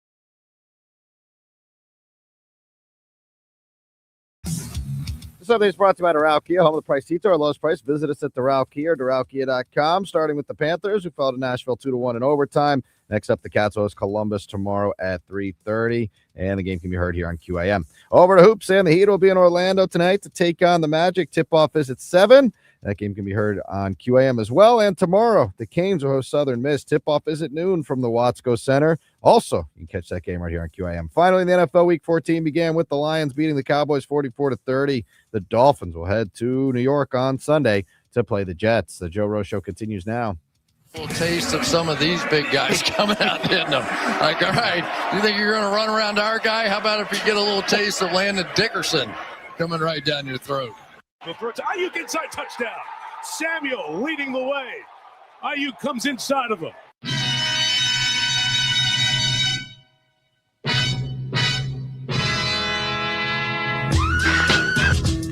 All right, it's official, man. Nobody can mess up your Friday. Nobody can mess it up, man, once you get down to that last hour. You're so excited to On get a to Friday. New York, see the big tree. Will you Look at stop? you. You're fired will you up, stop man. with the big tree? Little ice I stay in. skating First of action, all, I maybe. stay in Jersey City. Oh, you're not going to make it out to Manhattan? Well, I am going to go down for dinner. but- Yeah, go see the tree. It's Oh, cool, yeah. man. I was there last year. It's cool. It's big. Okay. You go by Macy's. They I'm got a going bunch to be of the same lights. one when I go to Buffalo. Tells me to go to Niagara Falls. Well, if everyone's going, you should go. Peer pressure, you know. Oh, I Woody. can't believe you go to all these cool places. You don't do the touristy stuff, man. I love touristy stuff. I know you do, Woody. I know The you do. tree, though, man. Go see the tree. I see the tree Walk on down, TV. walk down Fifth Avenue. Macy's is all lit up, and that's nice, man. Okay, It's cool. great, Go down Times Square. great, Woody. Take a picture. ahead, You know, okay. some of they got the characters What out are you, there. a Take travel picture. agent? Well, what are you doing? Like, I get it. You see a show? I don't want to see a show. No. No, Are the Knicks in town? Woody. Did you check? Woody, I'm in town for like less than 24 hours. Calm down before you impress everybody with how much you can know about accomplish- New York All right. City. Are you at least going to get a slice of pizza? No, No? I'm eating good stuff. Mm-hmm. Pizza, a lot of And people I'm gonna think get the up pizza in in the New York morning. is good. I'm going to get up in the morning, stay in the same hotel, and have the same omelet I've had for years at that same place. And I'm going to look on the corner and people walking by with their jackets on. What are you getting an omelet, just out of curiosity? Don't worry about my omelet. I'm not getting into my ham and cheese omelet with mushrooms. Is it weird? Okay. Well, that's fine. Ham and cheese and mushroom. Okay. Little sour cream over the top. Okay. You're like really didn't want to tell me. All right. Is that an unusual? It's don't not something know. I would eat. Everything I do, it turns into an old guy. Should I tell you that? Well, I don't have any carrot cake right now, but I got all these pies at home. I know you've been Woody. on a pie kick lately. Man, they're good. I got to tell you, my sister-in-law, She makes them. she makes this pie, and it is, I don't know, like I'm sure when she makes them, they just taste better. Is that possible? Like the same time you go to a place and your mindset gets set and it's like, oh, it's always so good. It's kind of like I go down Griffin Road, I get a key lime pie. I go, man, this key lime pie is so good. Bob Roth's. Yeah. Yeah, that place is cool. They do But good that I pies don't there. know. Like if I go to another place, like it could be better. But my Well, mindset is when I go there, It's made with love, the one your family makes you. So it tastes a little better, right? yeah. My youngest sister-in-law, she is something. I got lucky, man. And honestly, I've been dysfunctional at times with family stuff. But I got to tell you, the best part has been my in-laws. I truly mean this. My in-laws, my nephews, nieces, and brother and sister-in-laws, I got lucky, man, right across the board. And I'm speaking as the oldest, Mm-hmm. my wife and I, the oldest. But You in trouble or something? yeah, no, I'm The just reason you're doing this. no, I'm in a good place. Okay. Not instead of telling you how, I'm about ready to get kicked out of the house and we had 19 breakups in our relation. No, Just this never is seen this side of you. I like it. I have this side.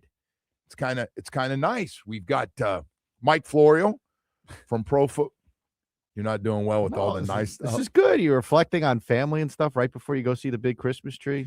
Now I'm not saying turning soft my on us. family on California is not a little beat up from time to time. Dysfunctional. Yeah. Fair enough. But Woody, come on, man. Everyone's is, bro. Everybody's got a little something. Yeah. Just when you think everything's got, you got one that's off the road a little bit, right? The older I get, the more you realize that there's a lot of stuff going on out there. What's that mean? I don't even know what that means. I'm turning 40 You know in a what couple that means? weeks, and I don't know, man. I'll tell you what that means. That means there's stuff, but you really don't want to talk about it. You just want it to go away. For the best. Yeah. We got to get the mic. Yeah, we got time for my personal stuff. You do have good stuff, Woody. I would never share Thank you. But you have good stuff. You we as go well, back my and friend. forth. You as well. We have a like a dysfunction contest. tennis match with Bob. What do you got? Oh, you had that? Well, I had. Oh, that was a good one, Joe. Oh, I don't know if I can beat that. I will tell you, I've cleaned up most of my dysfunction through the years. Good. I've gone from a total mess where it was so bad at one point in my life. Some of my former teammates sat me down and said, "You got to grow up, man, or you're headed for a bad place." Yeah. Just dysfunctional. Every way possible. Not proud of it. No, you've matured. You have. Thank you, Woody. It is true, man. I've been around you like 10-something years now, and I used to do stuff, to get suspended. A lot of mean-spirited stuff back then. Mean-spirited. And you now, used to find people's weaknesses and attack. You were like MJ. Woody, what about you, Woody? Now that you're sitting there analyzing me.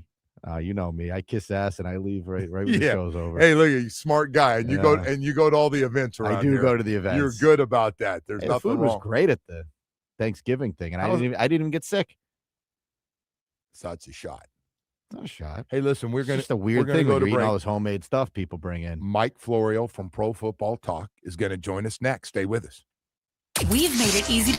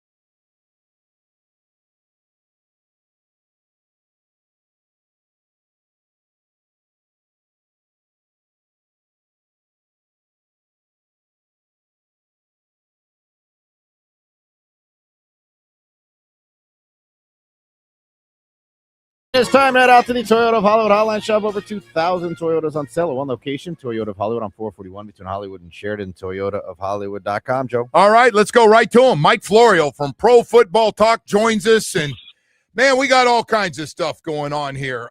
Mike, before we get into all the professional football stuff, do you have any ideas for college football to try to figure out how to get 12 teams, the most accurate 12 teams into the playoffs? No. What a mess. And the more they expand the pool, the more arguments are going to be made by more programs for the ones who didn't make it. When it's just what was it, 4 at first, and right. Then I don't know. The whole thing, and it doesn't help that my beloved West Virginia Mountaineers currently are not good, so it makes me less inclined to follow it. But the whole thing is just a mess. It's chaos they've created. They've created chaos as it relates to the coaches. They've created chaos as it relates to the players. They've got different political battles under the guise of we have to save college football. We have to save college sports. That Cody Campbell was on with Pat McAfee yesterday, and I'm surprised he got that platform there because he's been against the models that the people who pay ESPN who ESPN pays a lot of money to have their games, but the customer in those cases is always right. He's been pushing against this idea of the current model and wanting to have an NFL-style thing where college football sells its rights globally because we have to save college sport. And meanwhile, you got LSU willing to pay $145 million between Brian Kelly and Lane Kiffin. So it's all PR, it's all spin, it's all bull crap. They don't like the fact that the players are getting paid. And they don't know how to manage the game. The stewards of college football don't know how to manage the sport. Yeah. All right. Well, let's get into it. I don't know if you remember. I know you go on some different shows, but last week you said, hey, just a heads up, Thanksgiving, don't be surprised that Chiefs Cowboys might get $50 million. Mike, you're way off. It got $57 million. My God. I know. I hang my head in shame. I was stunned. Because I saw people saying, oh, it won't get 50. And I'm like, what am I missing here? Because if the last biggest audience, 42-1 for a Giants-Cowboys game 3 years ago, where they both were good, but it doesn't resonate. That rivalry doesn't resonate like it once did. And this is the Chiefs, and the Cowboys went in, a couple in a row, and they got this new Nielsen measurement that bumps all the numbers by 10%. Like right there, you're looking at 47 if you bump it by 10%. So I thought 50 was doable. I had no idea that it would get 57. And then the early game that day, Lions-Packers got 47. That's incredible. So both games broke the existing record for the biggest audience for an NFL regular season game. Boy, I'll tell you what, the Dolphins getting ready to play Steelers in a couple weeks. I never thought – I know Mike Tomlin's been, a winning coach, and I was aware of the fact he had won a playoff game now for, I think, about 10 or 11 years, but I think he's in trouble. Ben Roethlisberger and James Harrison didn't exactly go, that's our coach, bring him back. They're saying, hey, maybe it's time to move on. I think Mike could be in trouble. The last time they won a playoff game was the last game the Chiefs played without Patrick Mahomes on the roster, the divisional round of the 2016 season. They have not won a postseason game since then. It's the longest drought for the franchise since the first time they ever won a playoff game in 1972. I think at some level, Joe, and look, at the end of the day, there's only one person who has a vote. It's the owner. Right. What will get the owner's attention? Will it be criticism from players like Roethlisberger and James Harrison? Or will it be when the Dolphins come to town, December 15, 10 days before Christmas? Let's say the Steelers lose on Sunday to the Ravens. They're 6-point underdogs.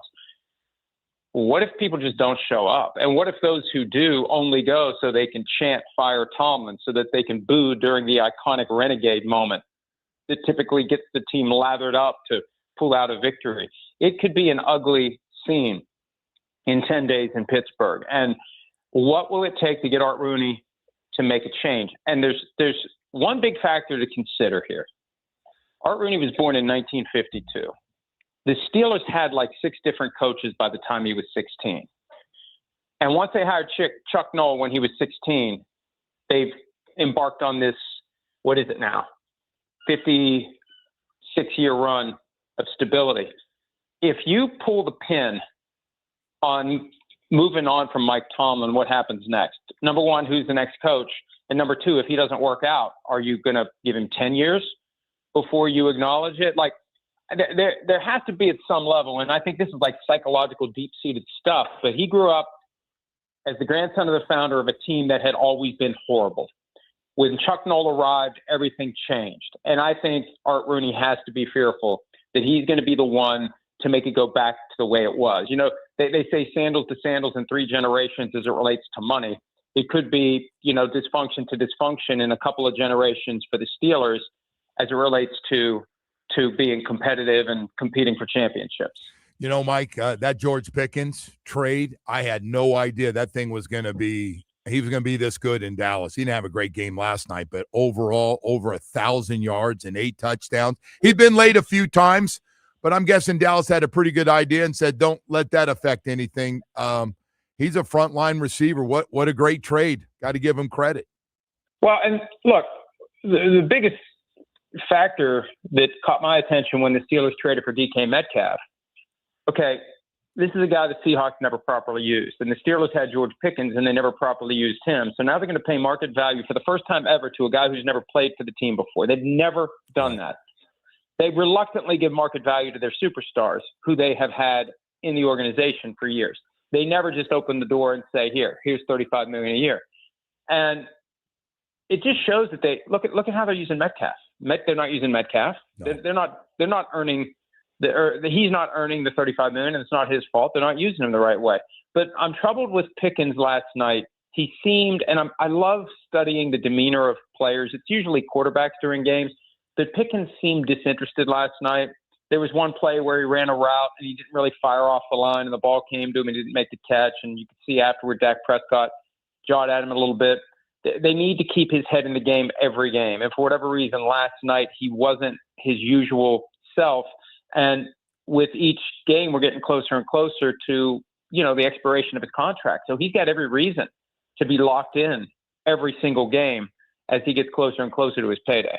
Mike, so the Dolphins have won 3 straight. I know you know all this stuff. I'm just going to break it down here because everybody's had to hear this for 3 weeks now. The defense playing a lot better, been stingy, got 7 takeaways in 3 games. They're playing up to a high level. Devon Achane has turned into a top 4 or 5 running back. The numbers he's put up the last 3 weeks.